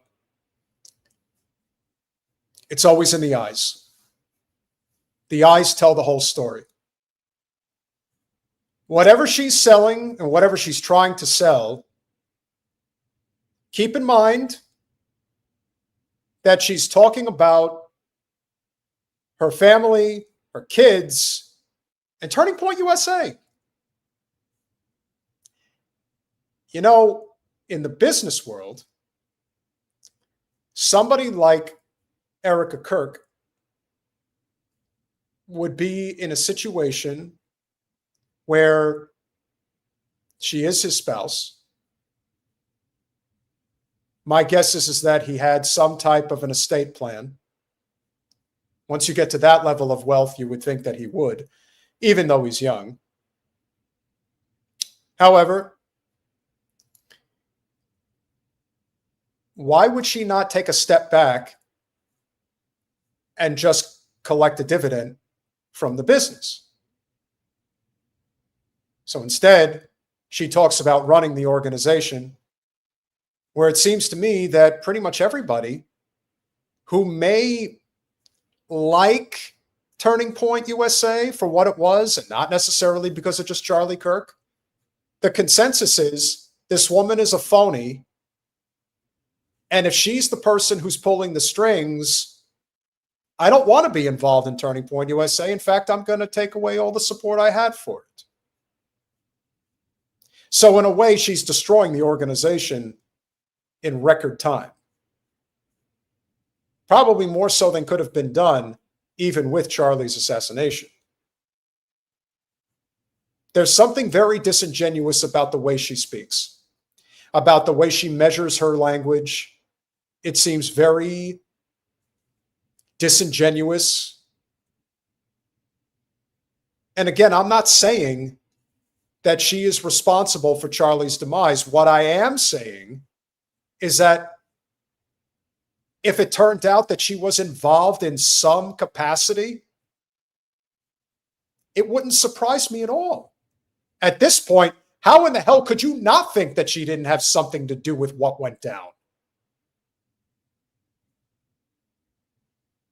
I don't think she asked for this necessarily. And I agree with Jen that she was a honeypot situation for Charlie when they first got together. That I absolutely 100% believe, that they were purposely brought together for business purposes. The people who have the power to make things happen behind the scenes, knew exactly what his type was, and this is his type. And so it is in effect an arranged marriage. Not necessarily by chance, but think of it as a blind date situation. And by that measure, they got together. He was smitten. They got married, had kids, and she was along for the ride. But if you look into her family's background, it is very shady and skeptical, to say the least. I also want to remind people that if you are here, since we have over 800 people watching, subscribe to Revolutionary Change on Rumble. Since we are a heavily shadow banned channel, and we are reliant on the amazing support of our viewers, if for whatever reason our channel continues to keep getting kicked in the behind and in the front, make sure that you are subscribed over on Rumble as well. Thank you for thank you for taking the time to hear my public service announcement. I don't see anything. Thank you very much, Smokey. I don't see anything honest and genuine in her disposition. Nothing. Everything comes off as a complete lie. A script. Get in front of the camera. We need you to make a public statement. People don't believe that you're actually sad about Charlie being dead. Well, if you think this is bad, it's actually worse, believe it or not, when questioned by Jesse Waters, of all people, as I mentioned, about how she feels regarding people questioning the narrative that is being thrown out there regarding the assassination. Listen to this. There's other theories swirling around about Charlie's assassination. Right. How does that make you feel? Right. One more time. Watch this from the beginning. Other theories swirling around about Charlie's assassination. Right. The image of her dabbing her eyes with a tissue while she is carrying tens of thousands of dollars in jewelry on her person in full view is a very bad look. Doesn't anyone think to tell her, you might not want to get in front of the camera with a diamond-crusted gold watch and a whole bunch of gold rings? Like, this is not a good look. At least if you're going to try to convince people that you're genuinely broken up about this, try not to make it look like you're just cashing in. And even if this is your style, even if this is how you like to go out in public, have at least a thought in your head about how this is going to look, because this doesn't look good at all.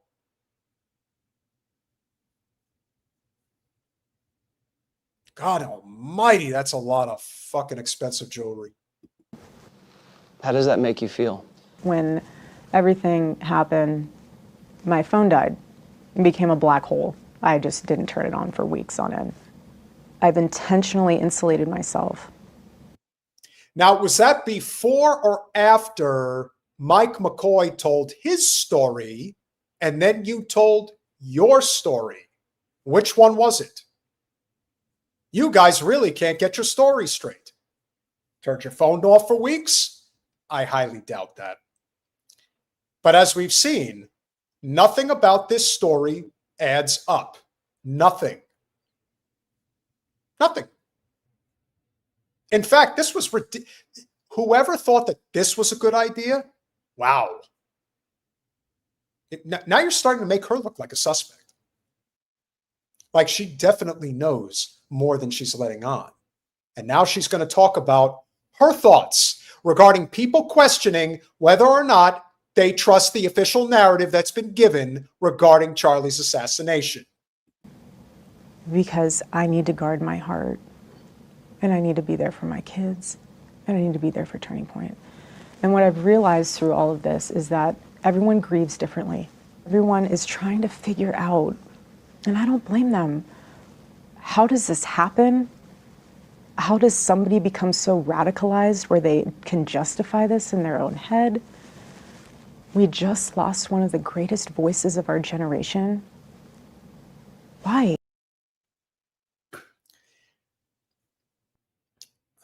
Whoever her acting coach is needs to be fired.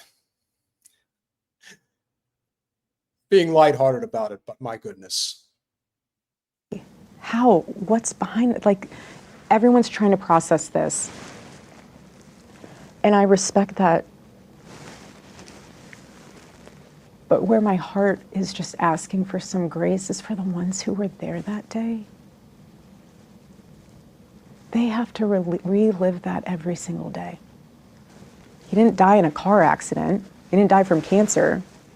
He was assassinated. By who?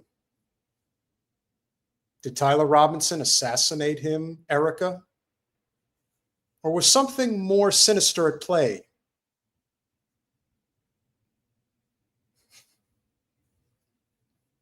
And if that is the case, what role did you play? What do you know? What you know is a lot more than what you're letting on. It's too obvious. Or you're a really bad actress. You don't feel any sympathy whatsoever to Charlie, to his kids, or to the millions of people. As I've pointed out, Charlie is an all-time grifter, but people believed in his message. There are a lot of people who follow the teachings of Christ and believe that it was being delivered by this man. You don't have to agree, but for many, Charlie was an inspiration. And if she is going out of her way to deliberately sabotage his entire legacy to those that cared about him, again, he wasn't my cup of tea, but for those that he was, yeah, this is kind of the definition of pissing on one's grave. And then some. Oh, and she's rich too, now as a result. So she got a double out of this one. As I said, I don't believe her grievance, and I don't believe her when she talks about what really happened. She has a little bit more to say. And the difference between this and previous assassinations in this country is there was no social media. There was no AI. I can't tell you how many fake images are out there of all of this. And again, my only request is that just please pray and consider and think about whatever you put online, because it's going to impact his kids in the future. I don't want my kids to go on the internet one day when they're older and see things that it's just, we're all trying to process this in their own way, and I appreciate that. I'm going to say this. I don't believe for a second that Erika Kirk is a religious person. And when she invokes God, she is doing it.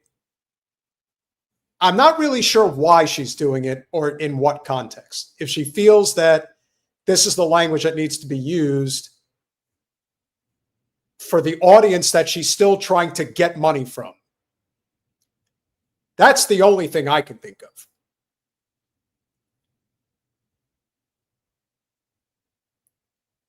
If there is a grade you can give this acting performance, I revert back to the greatest critics of all time. It gets 2 thumbs down. Don't see it. Don't believe it. Do not pass go. Do not believe it. I will say also, if there is one good thing I can say about Erika Kirk, is that she is doing her damn best to make sure that no one believes the official story about what happened to Charlie Kirk. Newsflash, it was Israel, and Candace Owens continues to provide the receipts. I'm not doing this because I'm trying to rewrite the history of Charlie's name. No, I'm doing this because I am trying to prove, Jen is trying to prove, that all of this is interconnected to the genocidal state that has infiltrated its midst across every spectrum, but especially our media sphere, whether corporate media, independent media, corporate bought independent media. We do put ourselves in harm's way by talking about this because it's too obvious what is going on here. Thanks for doing this interview, Erika. Hopefully a lot of people see it. Reminding us again how full of shit this entire story is and how full of shit you really are.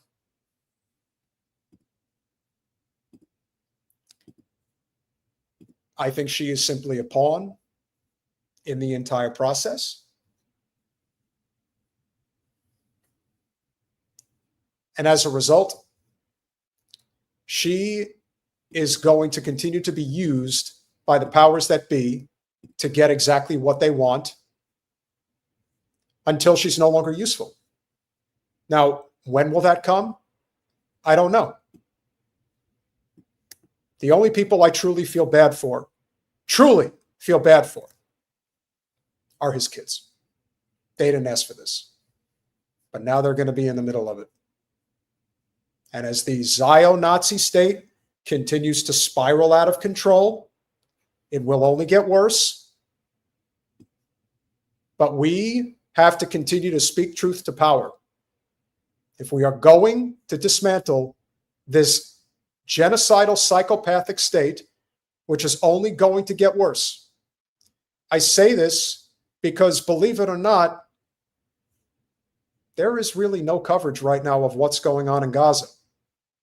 But there is a new type of bomb that's being used there. Here it is.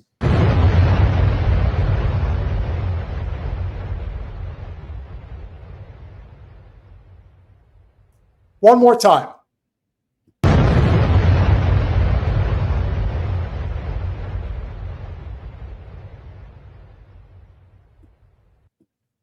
This is a type of cluster bomb that is now being used. They want to continue the mass slaughter of these innocent people. And of course, it's not getting covered. They're trying to pretend that this is not happening. And as a result, we now see what we see. The violence continues in earnest. And the need to continue to prove, as I've often said, why if we do not band together as a consensus regarding this real revolutionary period that's happening now, well, we're in trouble. This is also why the consensus surrounding Nick Fuentes is such a dangerous moment because, as I've pointed out, I don't trust Nick. I don't trust what he's trying to push. Much like I don't trust Marjorie. But then again, I don't really trust anybody. I don't trust AOC. But that's a lot more of a transparent phony baloney if there ever was. What I do trust, sometimes they say you keep your friends close and your enemies closer. And what you have to do is recognize that this is a real problem. Now, I am going to show you guys exactly what I mean by this because Tucker Carlson sat down with Megyn Kelly, who I do not trust as far as I can throw. I think she is a real chameleon and has done an excellent job of fooling people into thinking that she is somehow on the side of populism. She's not. She's on the side of whatever corporate entity will get her the most paid money, and she'll sell herself as best as she can. So she really went to task with Tucker Carlson to try to get him to say certain things regarding Nick Fuentes, and here's how things went down. Nick Fuentes has said a long list of very vile things. Big time, including attacking my dad, which was the most vile of all, in my opinion. Yeah. I mean, I personally have watched videos of him questioning the Holocaust, likening it to baking cookies in the oven, and there's no way you could have gotten to 6 million, seems to be his theory. He seems to think that we've way overstated the number of Jews killed in the Holocaust. He's ripped on poor Usha Vance in the most offensive terms, which I mean, so what do you say to those people who say, why didn't you raise any of that? You know, do your own interview the way that you want to do it. Ooh, that was a double combo right there. Give it to Tucker for telling Megyn, I'm not here for you to tell me how to do my job. Megyn Kelly is as phony as a $3 bill. Period. And to do that right in front of her and in front of her audience, he's like, "Oh, I ain't taking this shit from you. I wanted to talk to him."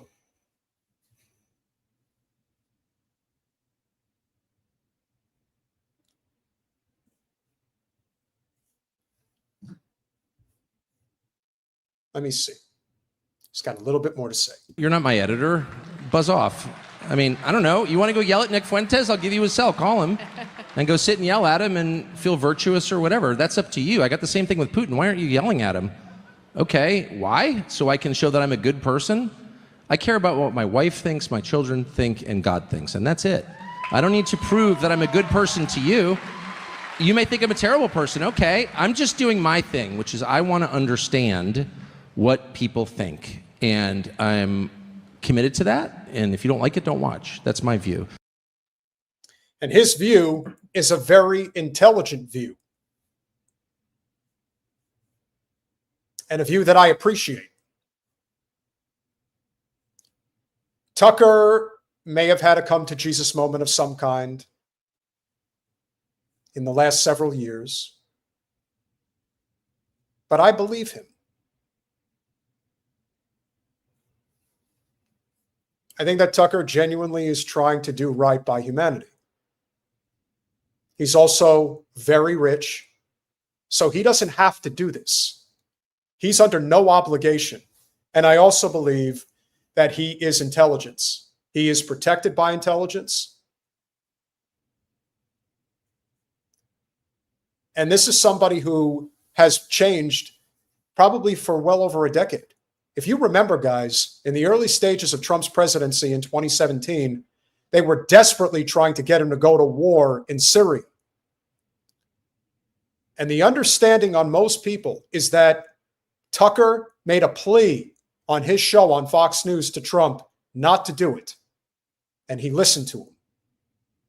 And for the ever brief moment with the likes of Fareed Zakaria and Van Jones saying how Trump became the president of the United States, well, we all know that changed real fast once he decided not to do that. And Tucker Carlson was probably as responsible as anybody as to the reason why that was the case. He has more to say. Idea is not only being challenged in our country, it's being disregarded. It's disregarded in DEI, it's disregarded in affirmative action. Identity politics is a refutation of that idea. We are awarding some people something because of how they were born and hurting others for the same reason. That is anti-Western, it's evil, and it leads, in the end, inexorably to genocide. That is the root idea behind what happened in Europe in the 40s under the Nazis. It's the root idea behind what happened in Rwanda in 1994. It's the root idea, just saying, behind what's happening in Gaza right now. He's not letting up. And what I find so interesting about this moment, ladies and gentlemen, is that these individuals would normally be regarded as part of the GOP or the conservative part of politics. And the conservatives are the ones in power right now. And normally, you would think that it would be the opposition party that would be the loudest against what's going on. The loudest voices against what's going on are Marjorie Taylor Greene and Thomas Massie, with a few others sprinkled in like Rashida Tlaib and Ilhan Omar. Bernie can't get his words right, even though he was the first senator to come out and say it's a genocide. Took him long enough. I cannot say enough about how sometimes the only way that real change happens, especially in our system, is when you have class traitors. And Tucker Carlson is being a class traitor right now. He's made a lot of enemies. And they are coming at him with everything they have. And Eric brings up a great point from Rumble. Conservatives are not in power. The uniparty is in charge. That is for damn sure. I'll give you that one. If somebody like Thomas Massie was in charge, then you can say a conservative legitimately is in charge. But that's not where we are. He has more to say. Where it's like, we're going to kill the kids too. We don't care. And we're going to, by the way, move everyone out because they're a people that is fundamentally opposed to us. Yeah, well, I'm not for that. Sorry, because that's not the Western understanding of justice. We punish the guilty alone. We do not punish the innocent. Period. And that's not racism. And in fact, it's the answer to racism. It's the answer to anti-Semitism. It's why anti-Semitism is wrong. It's why racism is wrong. No, you're not better than me. No, you're not worse than me because of how you were born. You're the same as me because we were both created by God. Period. So the whole idea of thinking of people as members of tribes, any tribe, including my tribe, is prima facie immoral. And yet, it is the operating idea behind so much of our politics. And I reject it. I reject it when it manifests as anti-Semitism. I reject it when it manifests as anti-white racism, which has, been pretty common. I know we're not supposed to say it, but it's real. But I'm not mad about that just because my kids are white, which they are. I'm mad about that because the idea is immoral, it's anti-Christian, and that is the destruction of the West. And so when I see these people like, we're defending Western, when Mark Levin's like, we're defending Western civilization, or Randy Fine, who's like, yeah, we just have to kill every Palestinian because they're Palestinian so we can defend Western civilization. I'm like, no. You are the enemy of Western civilization. Period. They are the enemy of Western civilization. The entire Zio ideology is the enemy of Western civilization. Now, of course, those at the top would say otherwise, but that's not who we are as Americans. We do deserve better. And we can put our differences aside and take our country back. And that's what we're trying to do. If we could be the country that we believe we can be, and I implore anyone out there who believes in this exceptionalism of America, we are not exceptional by any stretch. We're exceptional in the worst ways. But if you want to be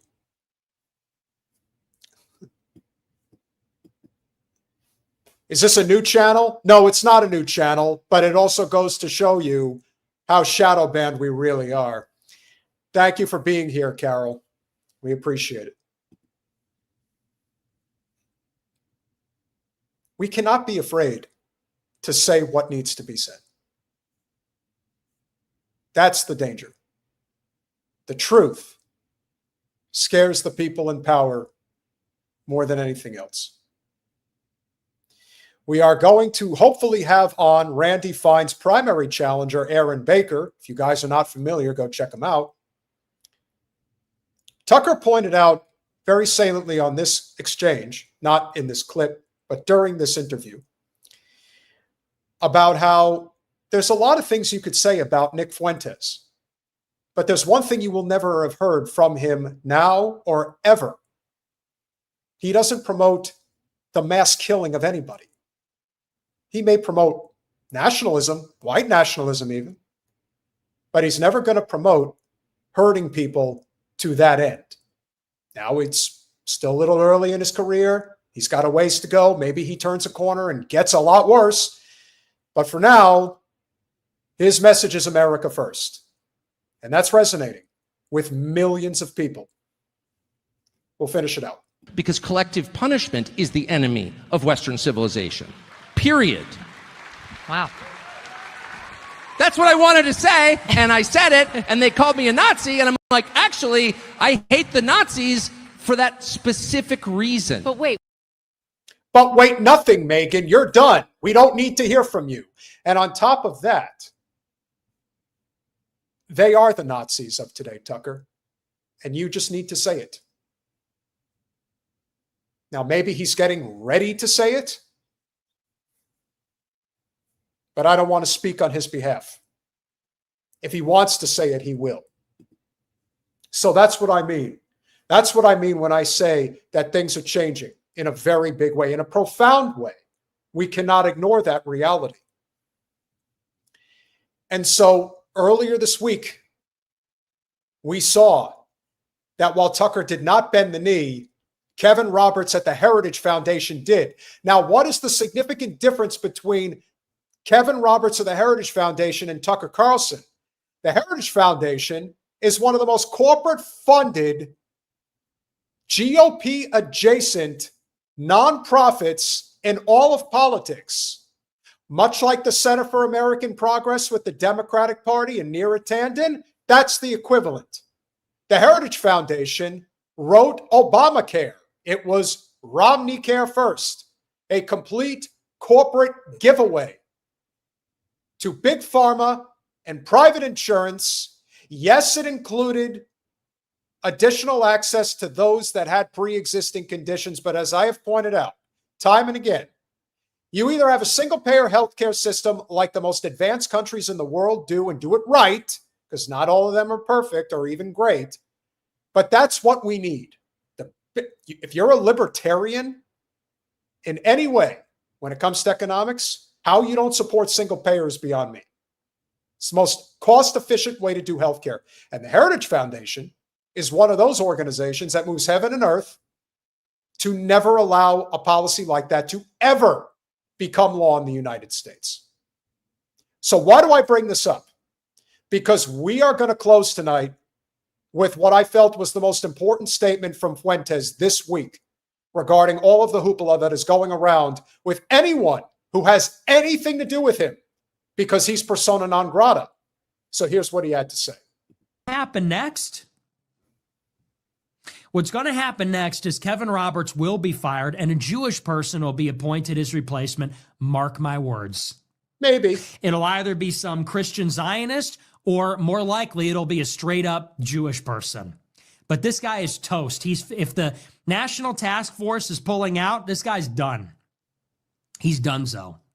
He's going to offer up his resignation any day, and they're going to replace him with a Jew or some hardcore Christian Zionist, because that's how this stuff goes. All that apologizing, all his attacks against me, and that was the beauty of it. He thought he was going to throw me under the bus. When they all came down on him, he thought he was going to come out the following day and he was going to shit on me and say, well, Nick is a terrible person. He thought that was going to save his skin. How did that work? It didn't work because the Zionazi ideology is dying, and unfortunately, Nick's ideology is rising. We have covered Nick before when he has had very questionable language regarding Israel. But this guy is a businessman. And he is building one hell of an operation. Do you know why? Because the America First message is not embraced by left populists the way that it should be. I embrace it. I want to undo NAFTA. I want to bring manufacturing back to the United States, starting with nuclear power across the board, high-speed rail, of which Marjorie Taylor Greene is now talking about. Take a look at the video she just posted regarding her trip from DC to Atlanta on the Amtrak. Maybe we should get back to using trains more in this country. Oh, you think? How about a single-payer healthcare system? How about tuition-free public college and trade schools? How about clean water and air to deal with our climate change? Because that's what climate change really is. The disintegration of our health, our soil, our air, our water, dumping that these multinational mega corporations that buy off our politicians get away with. Fuentes is figuring out how to grab that audience. This is a desperate country.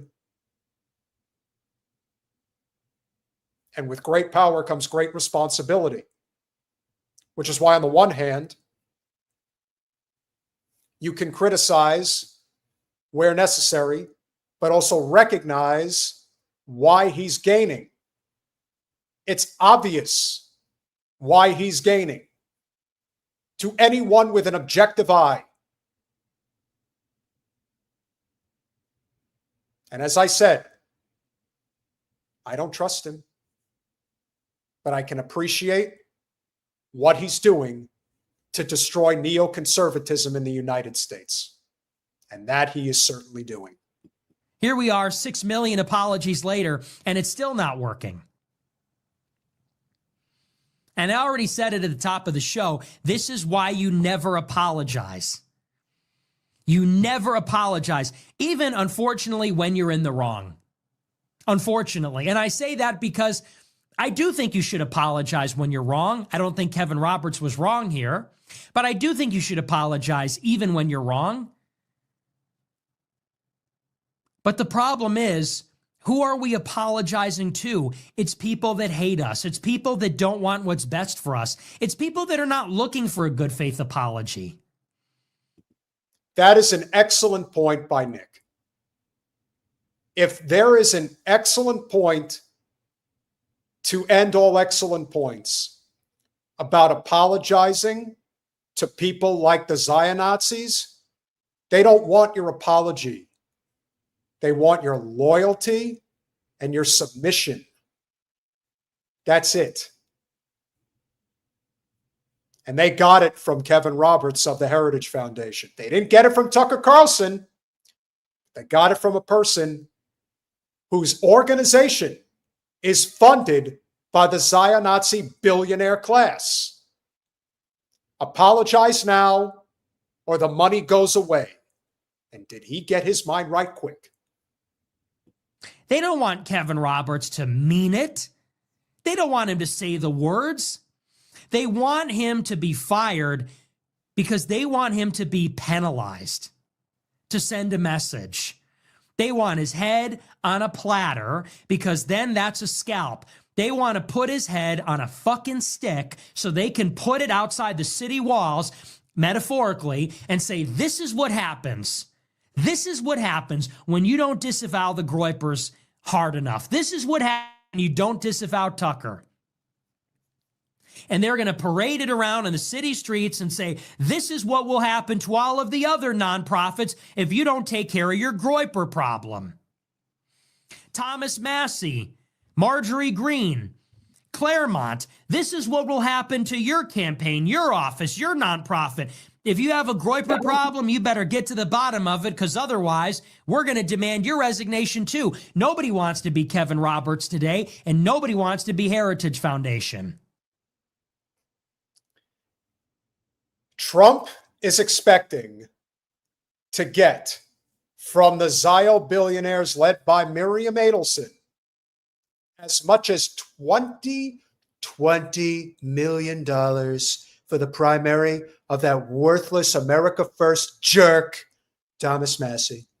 20 million is going to be thrown at him. So very similar to what happened to Jamal Bowman and Cori Bush is now happening to Thomas Massey. And they're going to spend every penny to try to get him out. But here's what I will say regarding that move. They better not miss. Because if they do, it's pretty much over for everybody. Everybody. They're going to put that much money into trying to take that race, to go after Massey. You're only breaking up the movement even faster. But this is kind of the thing about America First that I have to give a respect to. They don't need a leader like Trump to make it go forward. Credit where credit's due. But the danger is somebody like Fuentes leading it and where that could go. Because they're creating a storm. They're making it ugly. They're making it painful. They're squeezing everybody. They're leaking communications. They're playing dirty.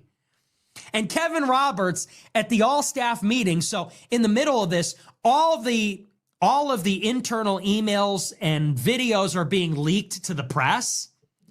And Kevin Roberts addressing this at the staff meeting, which was also leaked, he goes, whoever is leaking these videos, that's not virtuous. He said, Heritage Foundation is dedicated to civic virtue and public virtue. If you're leaking my emails, that's not virtuous. Oh, you stupid idiot. This is cutthroat time now. And they all have to make sure they get their ducks in a row, which is, again, I cannot emphasize enough the danger that Zoran is going to be in if he brings BDS into City Hall. If he does that against Israel, I mean, I don't care what else he does as mayor. He'll be remembered forever. He will set off a chain reaction, the likes of which I don't think anyone could possibly imagine is going to come from it. But he also may be a dead man if he does it. They don't care.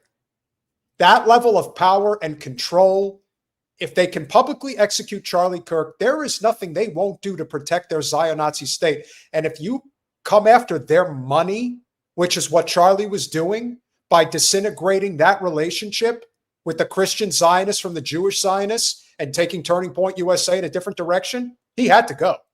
And if Zoran, again, it's one thing to win the mayoral race. It's another thing entirely to really come after them financially.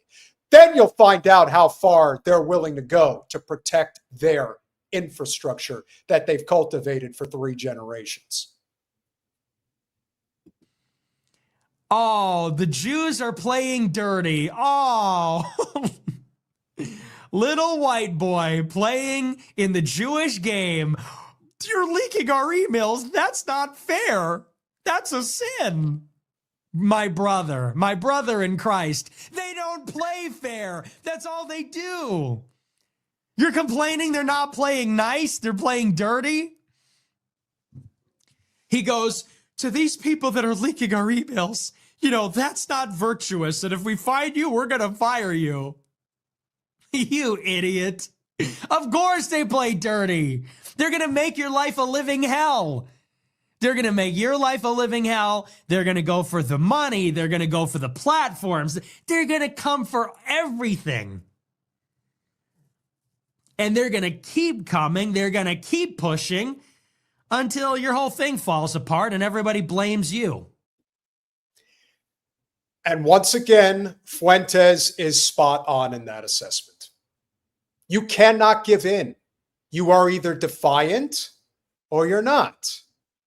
But again, corporate special interests, if they have found their way in, if they have taken over, if they are now the host of the breathing body, they will suck you dry until you're dead. And that's what's going to happen to the Heritage Foundation. They will destroy them. Or, as Nick has suggested, they'll put a Zionist in charge. That's what's going to happen. And oh boy, it's like I said, things are now starting to get interesting. And you're blaming yourself, you stupid idiot. And like I said, they're doing that for a reason. They're doing that to create a chilling effect. And they're going to go to every other nonprofit, every other institution and say, you don't want to be Heritage, huh? It's like a protection racket. Oh, shame what happened to Heritage, huh? Be a shame if that happened to you. Better hope you don't have a Groyper problem. And what do you think every nonprofit is doing? Their due diligence to root out the Groypers, signal allegiance to Israel, because they don't want their apple cart upset. But it's not going to last. In fact, their attempts to get ahead of this is too late. And if they were doing this, because remember, we had done a number of shows, a number of long form streams on this channel going all the way back to 2022 regarding Zionism. And Jen partnered with friend of the show, Katie Halper, to talk about this at length. Deconstructing Zionism. Look it up in our archives. It tells you all you need to know. Just as we said, it didn't start on October 7th. In fact, I would say October 7th is when it began. That's when people started waking up. But we didn't get to it fast enough. We did what we could, but the consensus, it never allowed itself to take over. We should have been wise to this from the beginning, when it was obvious what they were doing on the campuses to these students. Even if you didn't agree with them politically, guys, we have to recognize that in times of turmoil, especially in times when our country is losing its way, possibly the whole way, the people you think are your enemies are really your allies. And the people you think you're defending are actually the ones that you should be working against. That's one of the hardest lessons in politics. I try to make people realize. BDS is bank divestment and sanction, and in this case of Israel. Boycott, divest. I keep getting that one wrong, but as our trusty mod points out, boycott, divestment, sanction. I don't know why I say bank, but basically you're divesting from the bank, but you're also boycotting. And I've often said that the differences that we have, a lot of that just comes from the unknown when it comes to fighting against it. People don't understand how nationalism becomes a consensus. People don't understand why they don't like people of certain persuasions. Again, why does a story like trans athletes become center stage in politics? You think it's because that's an issue that actually is affecting everyday lives across the country in every single school in the United States? No, it's affecting a handful. But that's enough to make it a national story and make it a real problem. Why? Because if you actually had to examine the broken economic and political system that is the United States, we'd have a revolution. We'd have it tomorrow. So we have to stop being distracted. I do not have the platform that Fuentes has by any stretch. Probably don't even have 5% of it. But what I do have is the truth. What Jen has is the truth. We don't share the same political ideology, but we share the same consensus for justice. And that's what we need. And I can only hope that for those of you that are here, that are continuing to support our efforts, that you will help continue to facilitate that message. We are reliant on each and every one of you that are here to help spread the message of our channel, because we are shadow banned. As people have pointed out in the chat, I have to search for you to find you. We're grateful that people do. A lot of work ahead. And we thank you all for being here this evening. One more time, please go over to patreon.com/revolutionary change. For as little as $5 a month, you could become a supporter of our small but mighty and growing channel on our way to 100,000 subscribers. We're almost at 84,000 now. Final count for this evening, I think we've gained almost 100 new subscribers. Kudos to all of you. We're now at 83,619.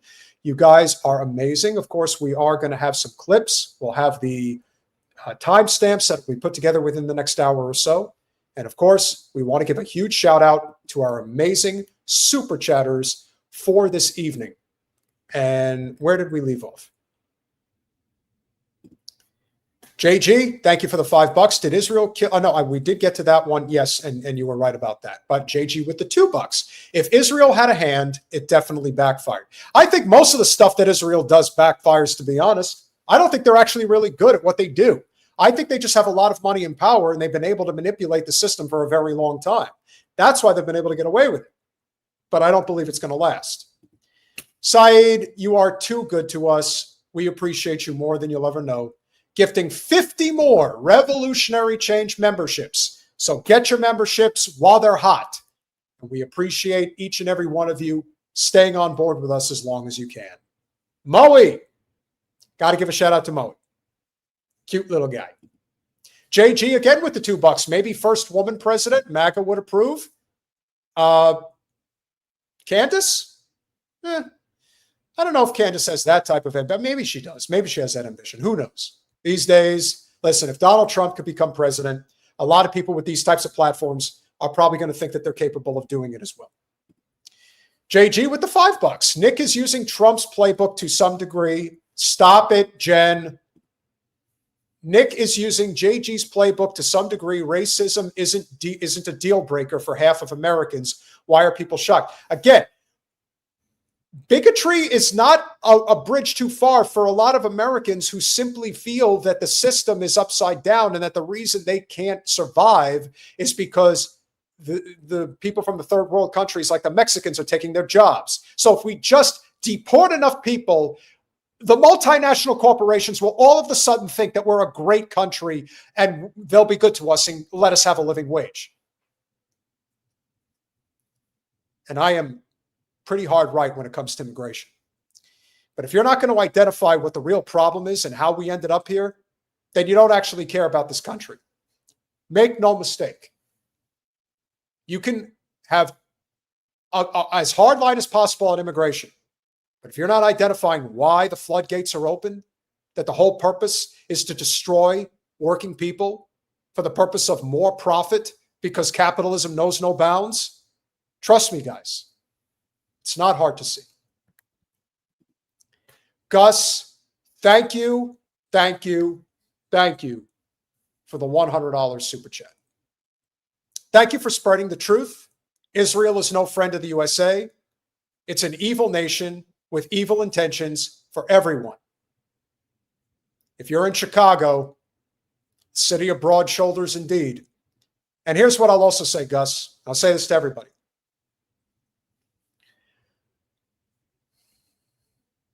We have only hit the tip of the iceberg when it comes to the Zio-Nazi state because now they're losing control.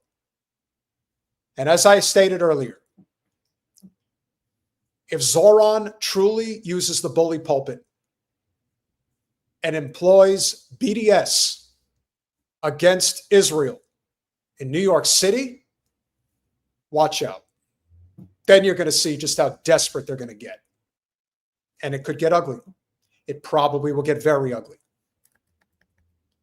But eventually, the night is darkest before the dawn, and we will see our way through. We just got to stick together. JG with the $5. Nick just recently told the Groypers to infiltrate the Heritage Foundation. Let them fight. That's what I say. Libertarian Social Democrat with the $1.99. Megyn might have left Fox, but Fox has not left her. Could not have said that better. Libertarian Social Democrat with the $1.99 one more time. Stu Peters is another America First Zio. America First anti-Zio. Thank you, and I will look more into that going forward. JG with the $5 again. America First is not C-ism wrapped in patriotism, nationalism. We need world first mindset. That's a revolutionary thinker. I would agree, but I also understand why America First has taken consensus amongst a lot of people. Gus, thank you for becoming a YouTube member as well. We really appreciate you being here. David Todd, thank you so much for the $9.99. Keep it going. I will join Rumble, and we appreciate you being here, my friend. Thank you so much for your support. And finally, Carol Pack, thank you for becoming a YouTube member. I guess I made a pretty good impression on you in this past hour. You said you were not aware of our channel. You're aware of it now. We appreciate you being here. Thank you very much for making a contribution, not just today, but going forward as well. So we'll have Jen back in the saddle on Monday evening. We hope you all enjoyed the show this evening. If you could, one last time, make sure that you smash that like button. Make sure that you are subscribed. Make sure that you share the stream. I have produced and did the podcast myself this evening. I'm going to get you those clips as soon as I can. I do have to get some grub. I am very hungry. You know what it's like when I get, I'm not hangry, but if I hung around for another 30 minutes, I probably would be. So we're going to call it. But we appreciate you all. We love you all. Have a great evening. We'll see you Monday in Free Palestine. Good night, guys.